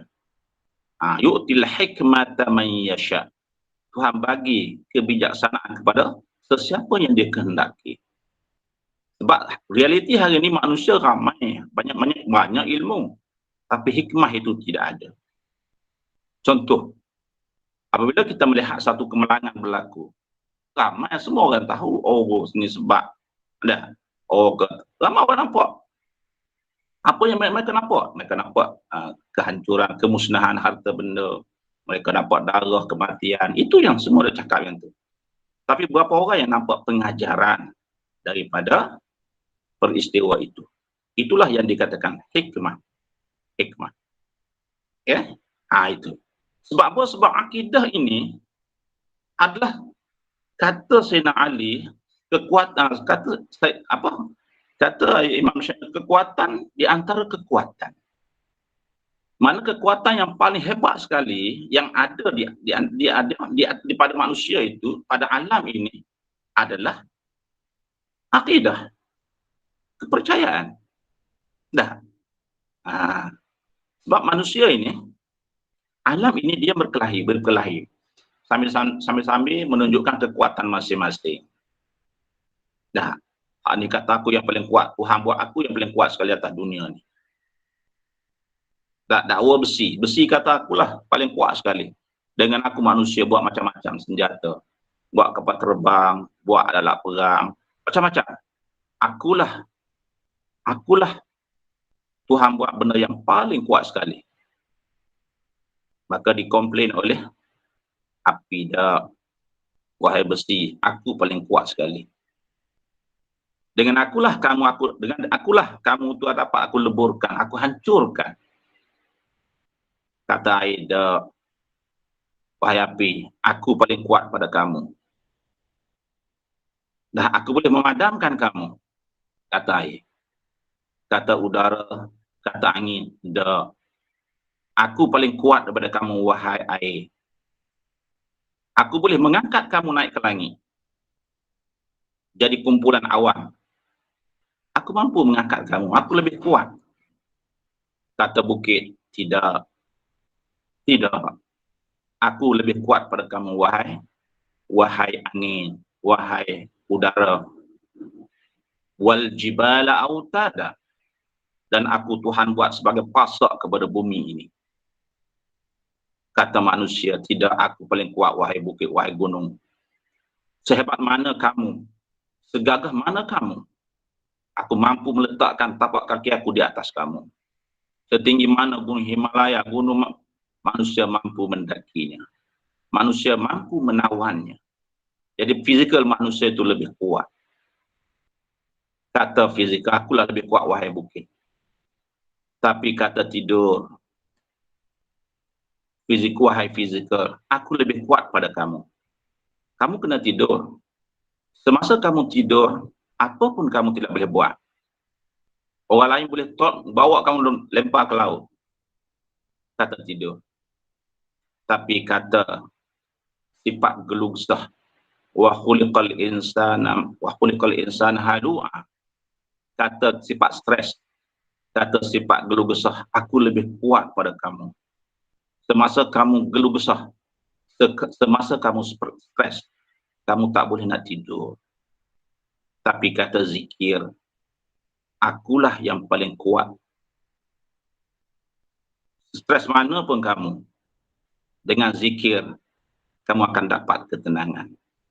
Ala bi zikrillahi tatma'innul qulub. Dan zikir inilah adalah siraman kepada akidah kita.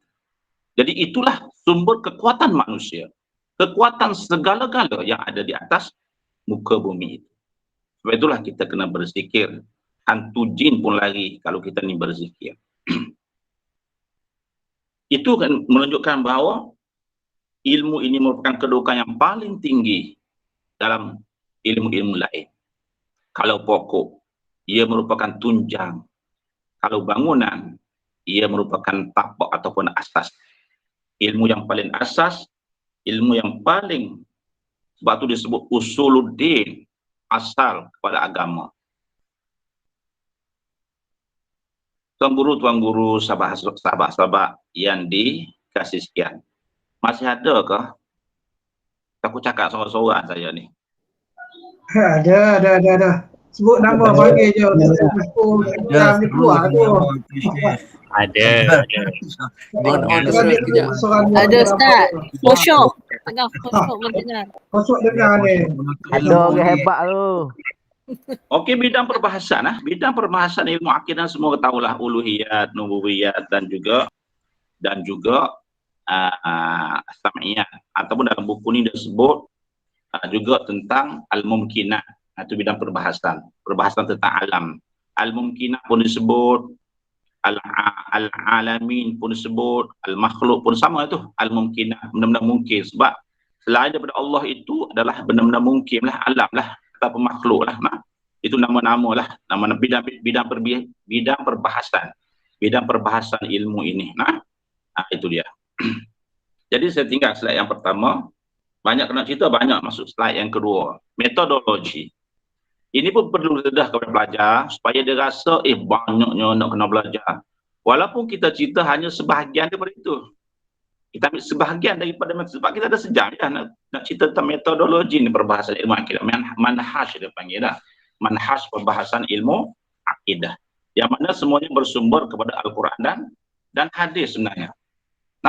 Supaya kita nak ngelak kekeliruan yang timbul di kalangan pelajar-pelajar berkaitan dengan manhaj salafi, semuanya betul sebenarnya. Tak perlu kita menyalahkan di antara satu sama lain. Tapi mazhab kita, mazhab saya, sifat 20 lah, Asy'ari lah. Tapi kita tidak menyalahkan mazhab yang dia dipakai, yang dianuti oleh orang yang Ibnu Taimiyah, uluhiyah tauhid 3 dia panggil kan. Tauhid 3, uluhiyah, rububiyah, asma wa sifat, dan banyak lagi macam-macam lain, ubudiyah, mulukiyah, macam-macam lagi. Cara kita nak memahami Allah Subhanahu wa taala. Dah. Okey, kita ambillah satu contohnya rububiyah. Cuma belajar sebenarnya dia dah faham dah, dia belajar dah di kata 5 ni, sudah tengok dalam buku di kata 5 ni, dah belajar dah mazhab 3, uluhiyah, rububiyah, asma wa sifat. Cuma kalau kita terang secara mudah, dia boleh faham. Sebab kita belajar agama ni daripada sekolah tadika, naik sekolah rendah, sekolah menengah, benda yang sama ya. Cuma level cara mengajar dah. Tahap pemikiran lah. Macam kita di metrik ni, kita tak boleh nak bagi fakta-fakta macam tu. Sebab pelajar-pelajar kita dah ada dah fakta sebenarnya. Mereka dah tahu dah. Rukun Islam, semua tahu dah. Cuma kita cuba faham di sudut falsafah dia. Dah. Kenapa rukun Islam? Kenapa 5 rukun Islam? Kenapa tidak 6? Kenapa tidak 7? Kenapa sembahyang? Kenapa puasa? Kita cuba mempersoalkan fakta-fakta yang telah mereka ada. Itu yang penting. Level kita di kat metrik. Nah, sebab itulah kalau kita bahas di sudut uluhiyah ke rububiyah, kita cuba bahas dalam sudut dalil. Contohnya kita kata rububiyah. Rububiyah ini perkataan Rabbi. Dah. Mana dalil yang Fatihah? Sudahlah. Alhamdulillahi Rabbil Alamin. Rabbi itu rububiyah lah. Konsep Tuhan yang menjaga. Konsep Tuhan yang mengawal.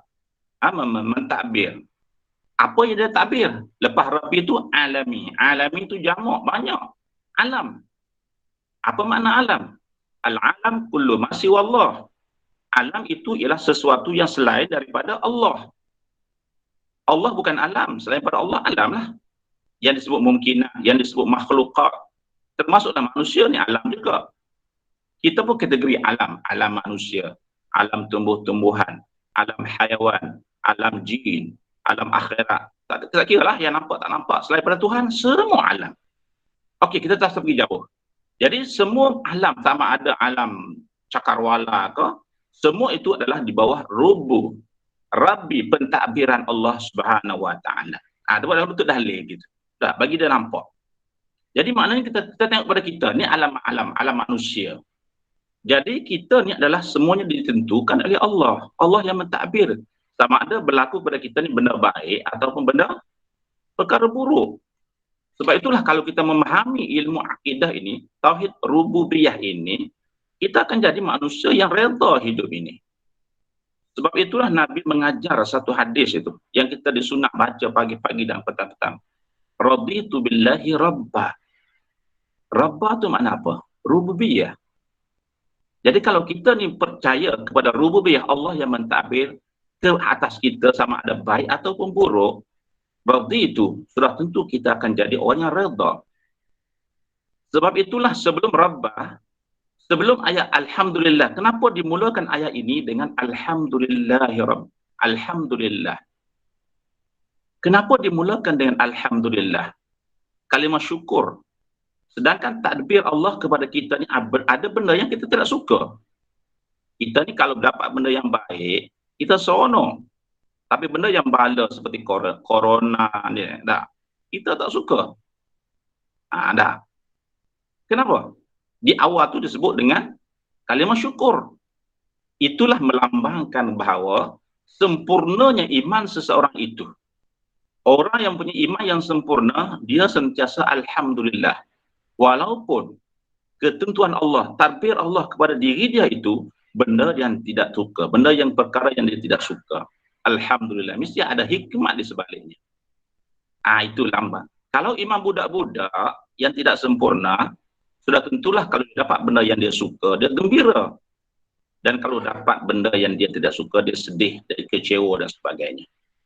Itu konsep Alhamdulillah, dimula dengan Alhamdulillah dalam kalimah surah Al-Fatihah yang pertama. Jadi itu lambang kesempurnaan iman seseorang. Sentiasa Alhamdulillah di atas segala rububiyah Allah yang berlaku kepada dia dan alam ini. Itu kita bawa dalam bentuk dalil macam tu. Dah. Ataupun kita cerita konsep ambil sifat 20 mazhabi. Ini metodologi kita lah yang kita pegang. Orang tak tahulah. Saya pegang yang ni. Lebih cenderung kepada al-Asy'ari. kaedah Asy'ari ni. Zaman Nabi tak ada kaedah ni, baru semua ni. Tapi inilah kaedah yang paling awal. Setelah berlaku fitnah, fitnah kepada agama, lahirnya Mu'tazilah, lahirnya Mujassamah, maka lahirlah tokoh hebat ni, Abu Musa dengan Imam Asy'ari ni membuat kaedah sifat 20. Dibagi kepada 4 pula. Sifat nafsiyah zatiyah, sifat nafsiyah, sifat salbiyah, ma'ani ma'nawiyah. Itu pun kalau nak cerita yang ni pun tak habis ni. Orang belajar bertahun-tahun. Mungkin kita ambil satu sudah, sifat wujud, sifat nafsiyah. Sebab kadang-kadang saya tanya kepada pelajar, kebanyakan semua tak boleh jawab.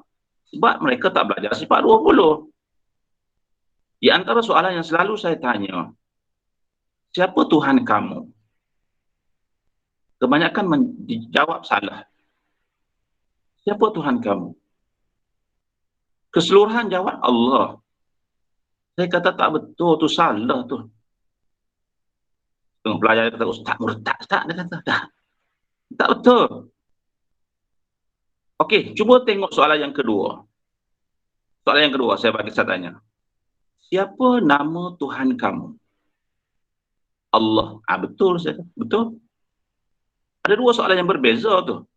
Siapa Tuhan kamu? Siapa nama Tuhan kamu?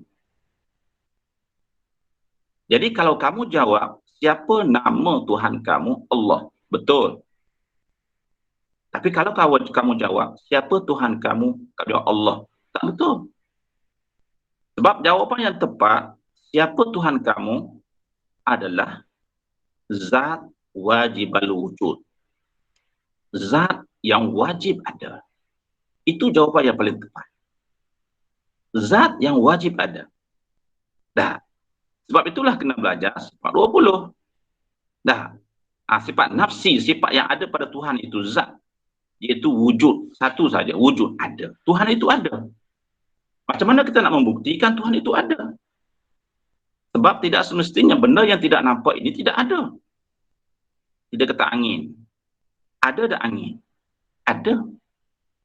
Macam mana kamu tahu angin itu ada? Sebab kita rasa angin itu. Sifat angin itu. Kita kenal angin melalui sifat dia. Bukan zat dia.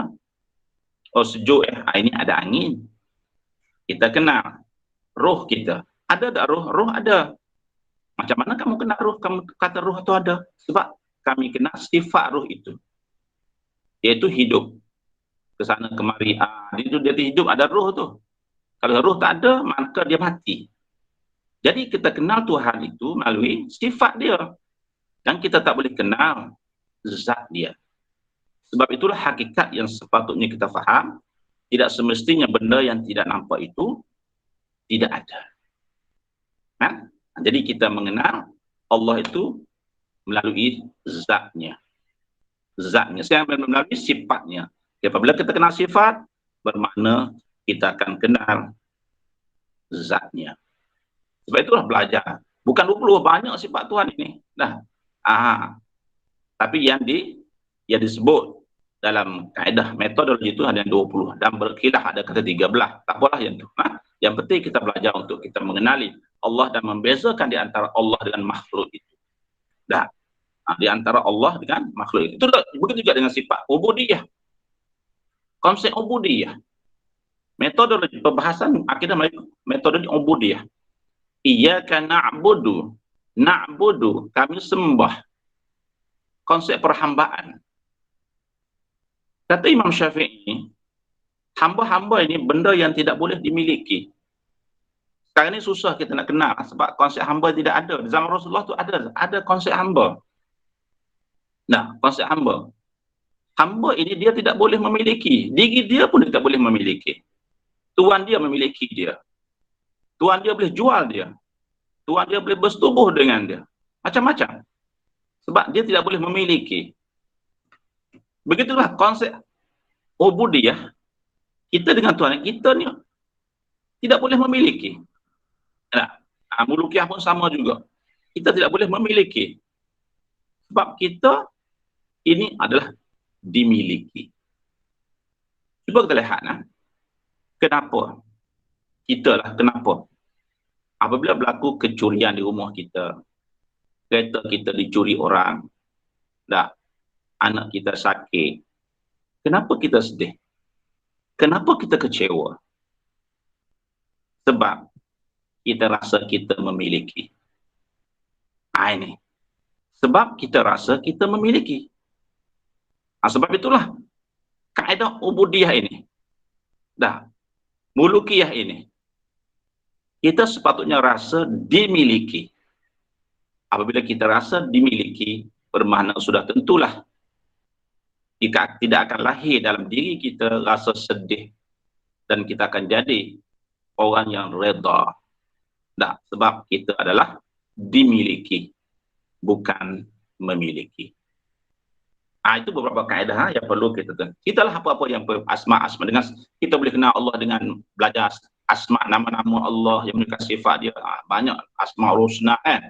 Boleh mana satu ataupun mana-mana yang kaedah yang kita rasa lebih boleh memberi fahaman kepada pelajar. Okey, yang ketiga, slide yang terakhir. Okey, yang ketiga, iaitu berkaitan dengan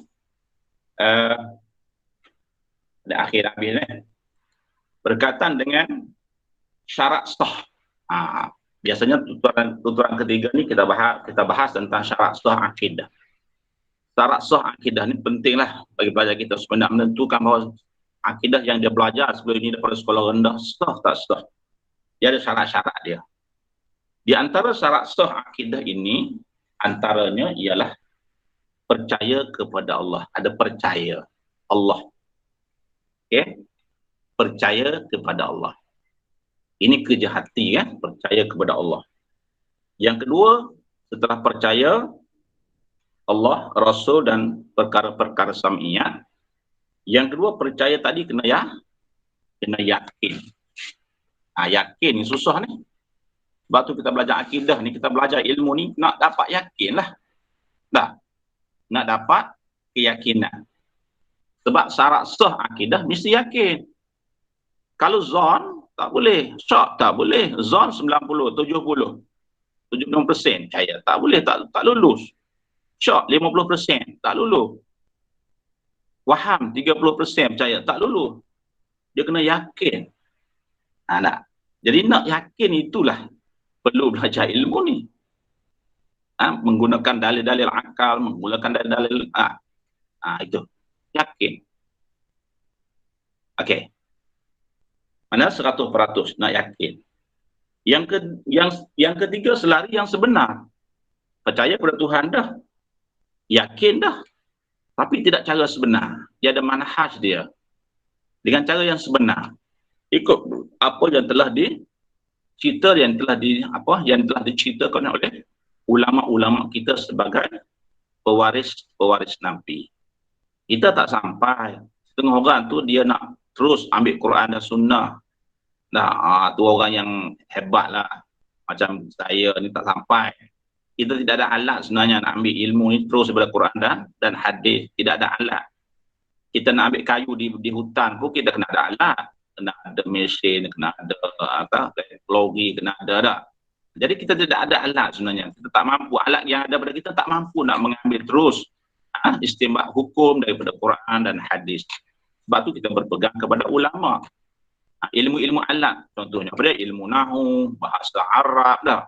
Jarah dia macam-macam lah ilmu-ilmu alat. Kita tidak ada alat sebenarnya.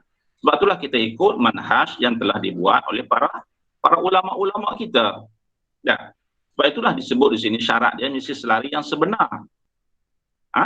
Selari dengan yang sebenar yang telah di pewaris-pewaris dia. Pewaris ulama-ulama kita telah menentukan manhaj yang tertentu. Dan yang syarat yang keempat mesti ada dalil. Sebab akidah taklif ini mengikut sebahagian ulama kata tidak sah dan kata saya cenderung kepada tidak sah. Mesti ada dalil. Sebab agama ni diberi kepada orang yang berakal. Boleh berfikir. Dalil ada dua. Satu dalil nakli. Yang kedua dalil akli. Nakli dan akli. Dalil akli. Dalil apa dalil nakli? Naqala ni sebenarnya dia daripada perkataan naqala. Naqala ni mana kalau kita tengok kamus Arab, dia kata pengangkutan. Macam lori itu. Naqala. Jenis pengangkutan yang mengangkut barang. Naqli. Jadi dalil naqli ni dalil yang kita angkut terus, ambil terus daripada Quran dan juga hadis Nabi. Itu dalil naqala.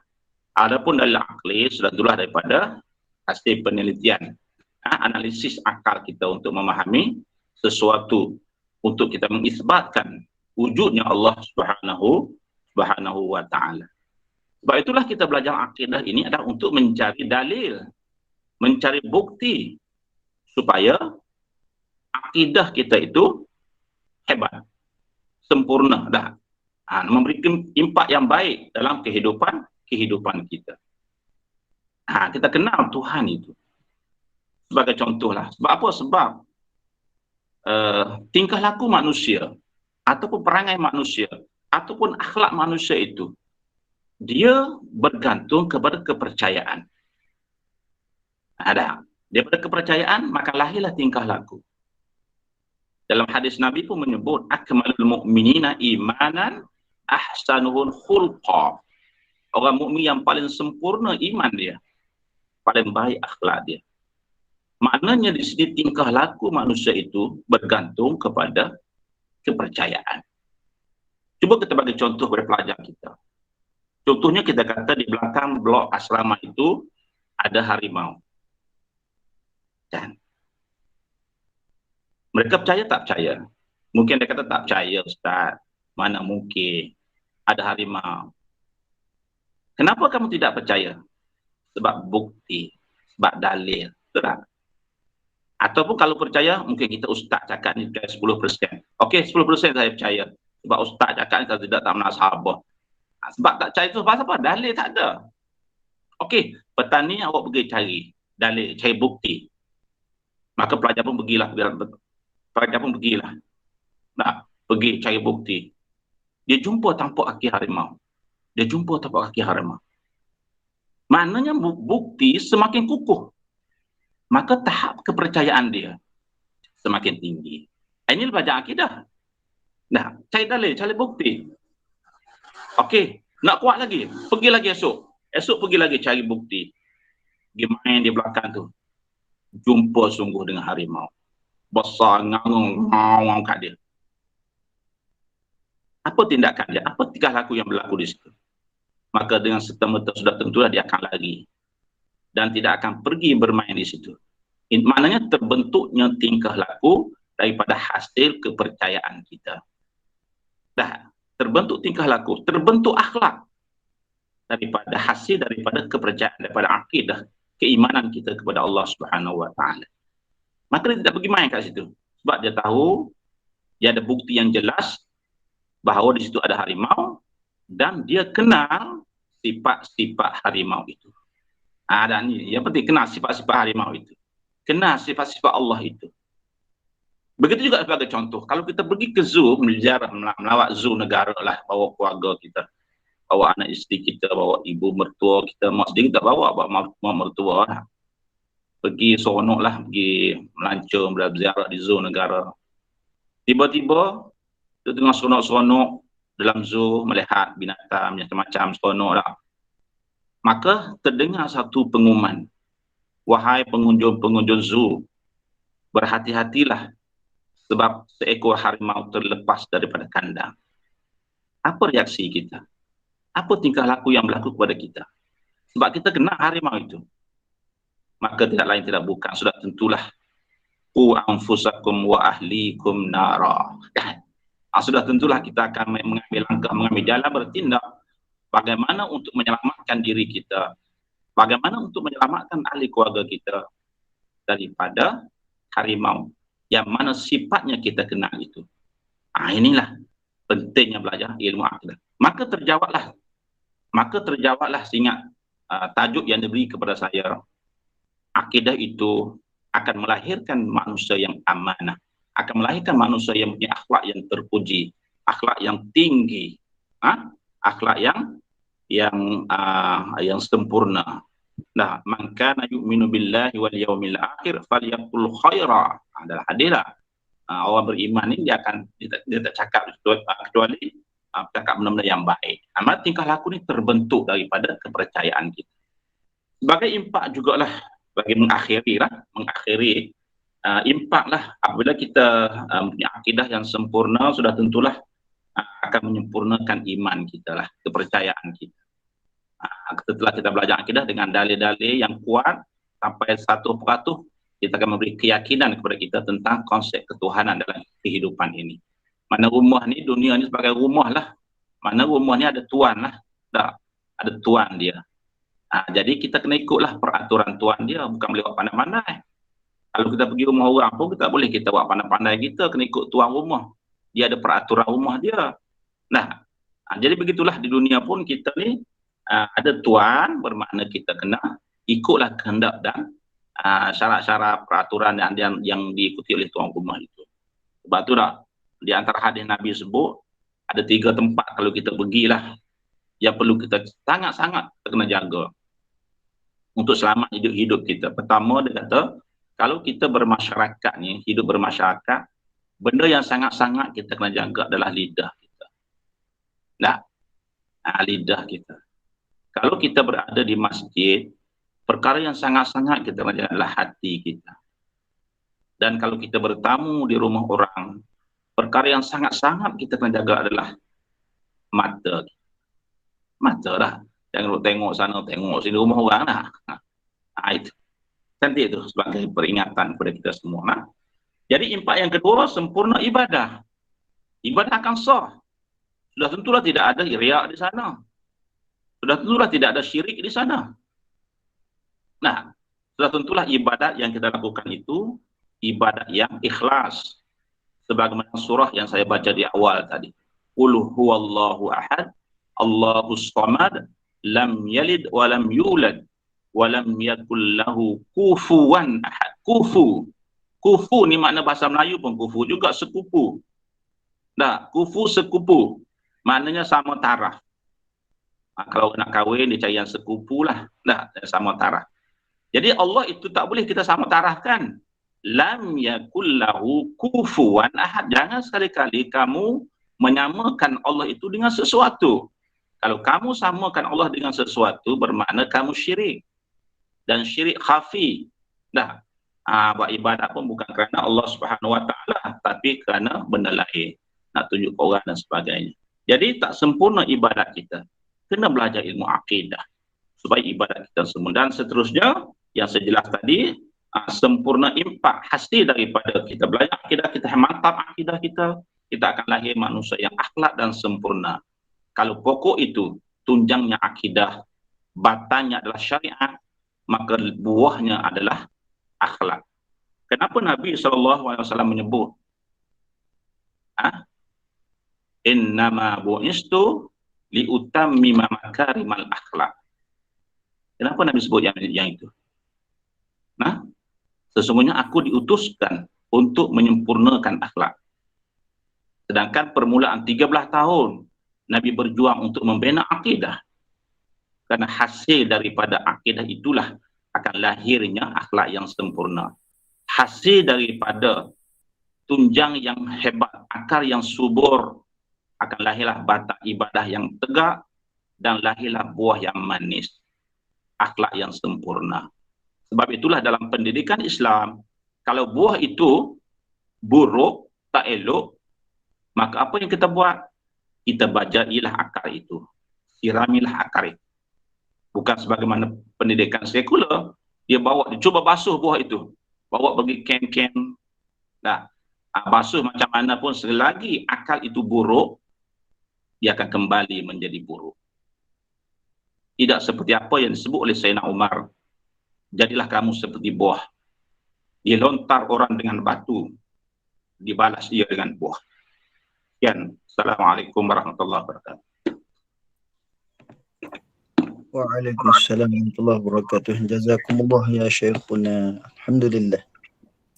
Waalaikumsalam warahmatullahi wabarakatuh. Alhamdulillah, syukur. Terima kasih kita ucapkan kepada Ustaz Raja Azhar, Raja Ismail atas perkongsian yang terkasima, semua tersenyap. Ada situ banyak komen-komen mengatakan kemah, mantap dan sebagainya lah. Mungkin akan disambung ada siri kedua ke siri ketiga. Tak tahu Ustaz Raja. Okey, kalau tengok di sini tak ada soalan. Cumanya penganjur ingatkan kehadiran masih belum lengkap 56, ada 52 Bisa. 53.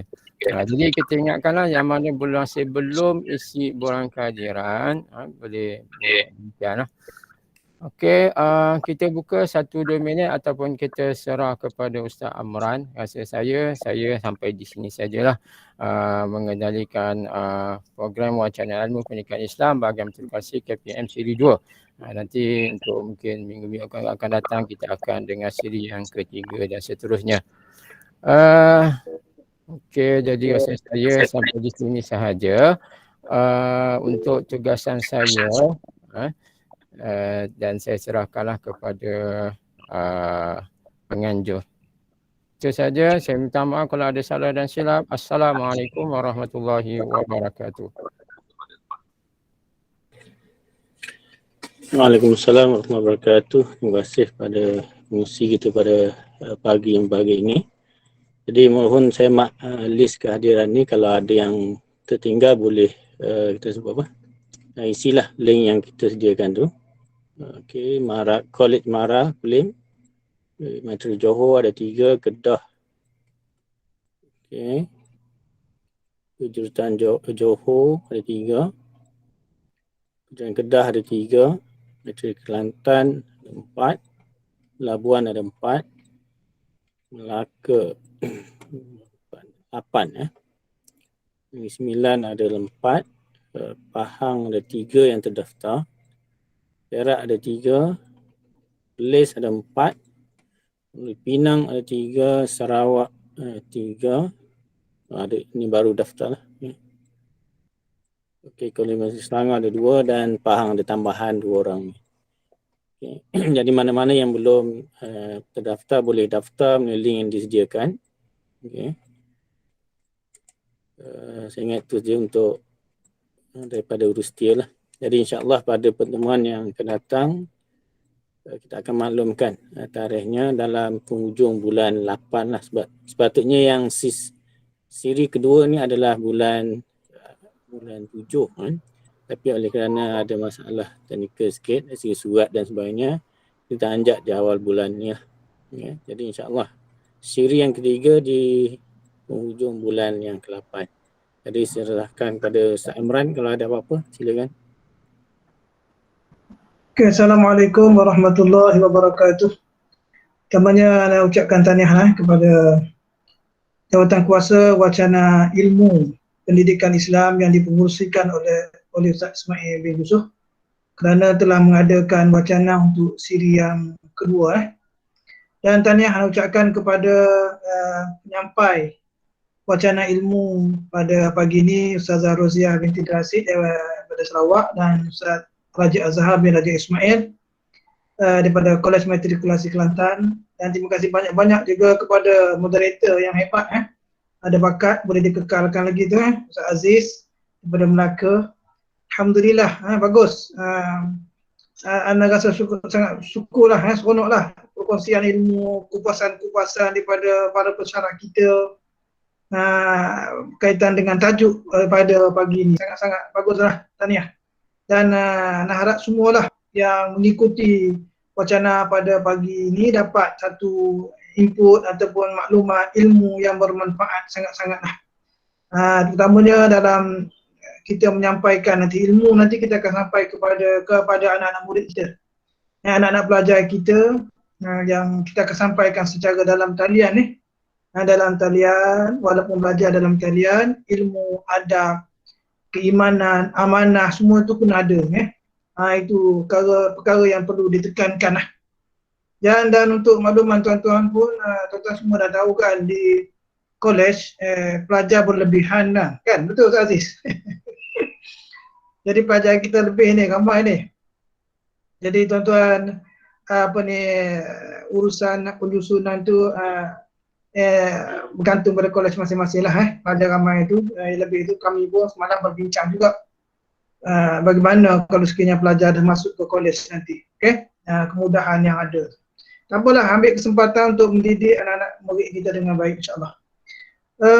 Dan insyaAllah macam Ustaz Mak yang kata tadi, pada hujung bulan nanti kita ada sesi yang ketiga lah. Kalau tidak ada apa masalah, insyaAllah hujung minggu yang minggu keempat bulannya Ogos tu kita akan ada sesi yang ketiga, siri ketiga, dan kita akan fokus kepada syariah, akhlak dan tamadun, insyaAllah. Syariah, akhlak dan tamadun.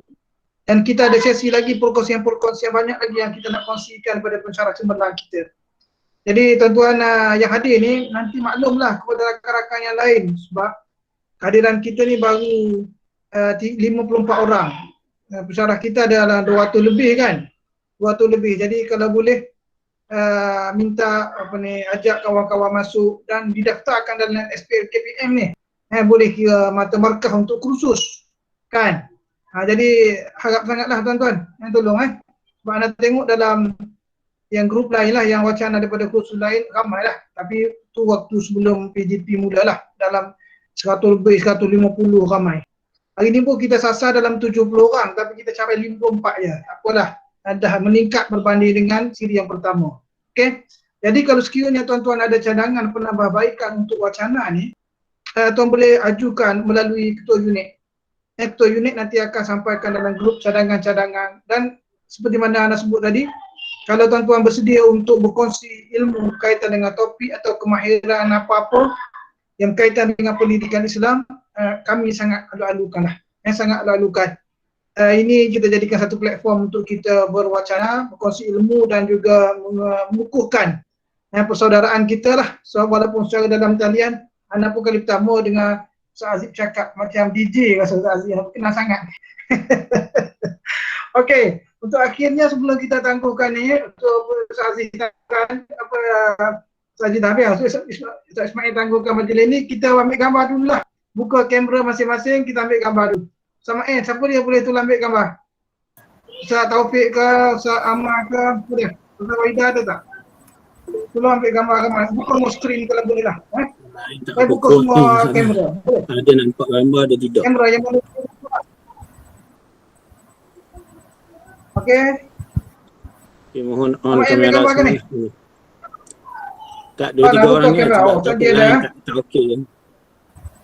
Saya pun cuba lagi lah. Cuba juga. Buka yang mana boleh tu. Dengan timbul.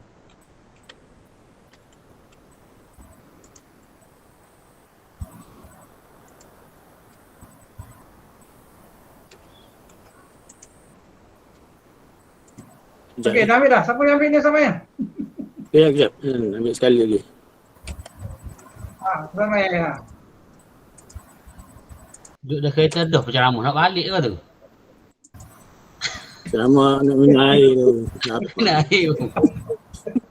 Awal. Ngerti. Dah keluar lagi.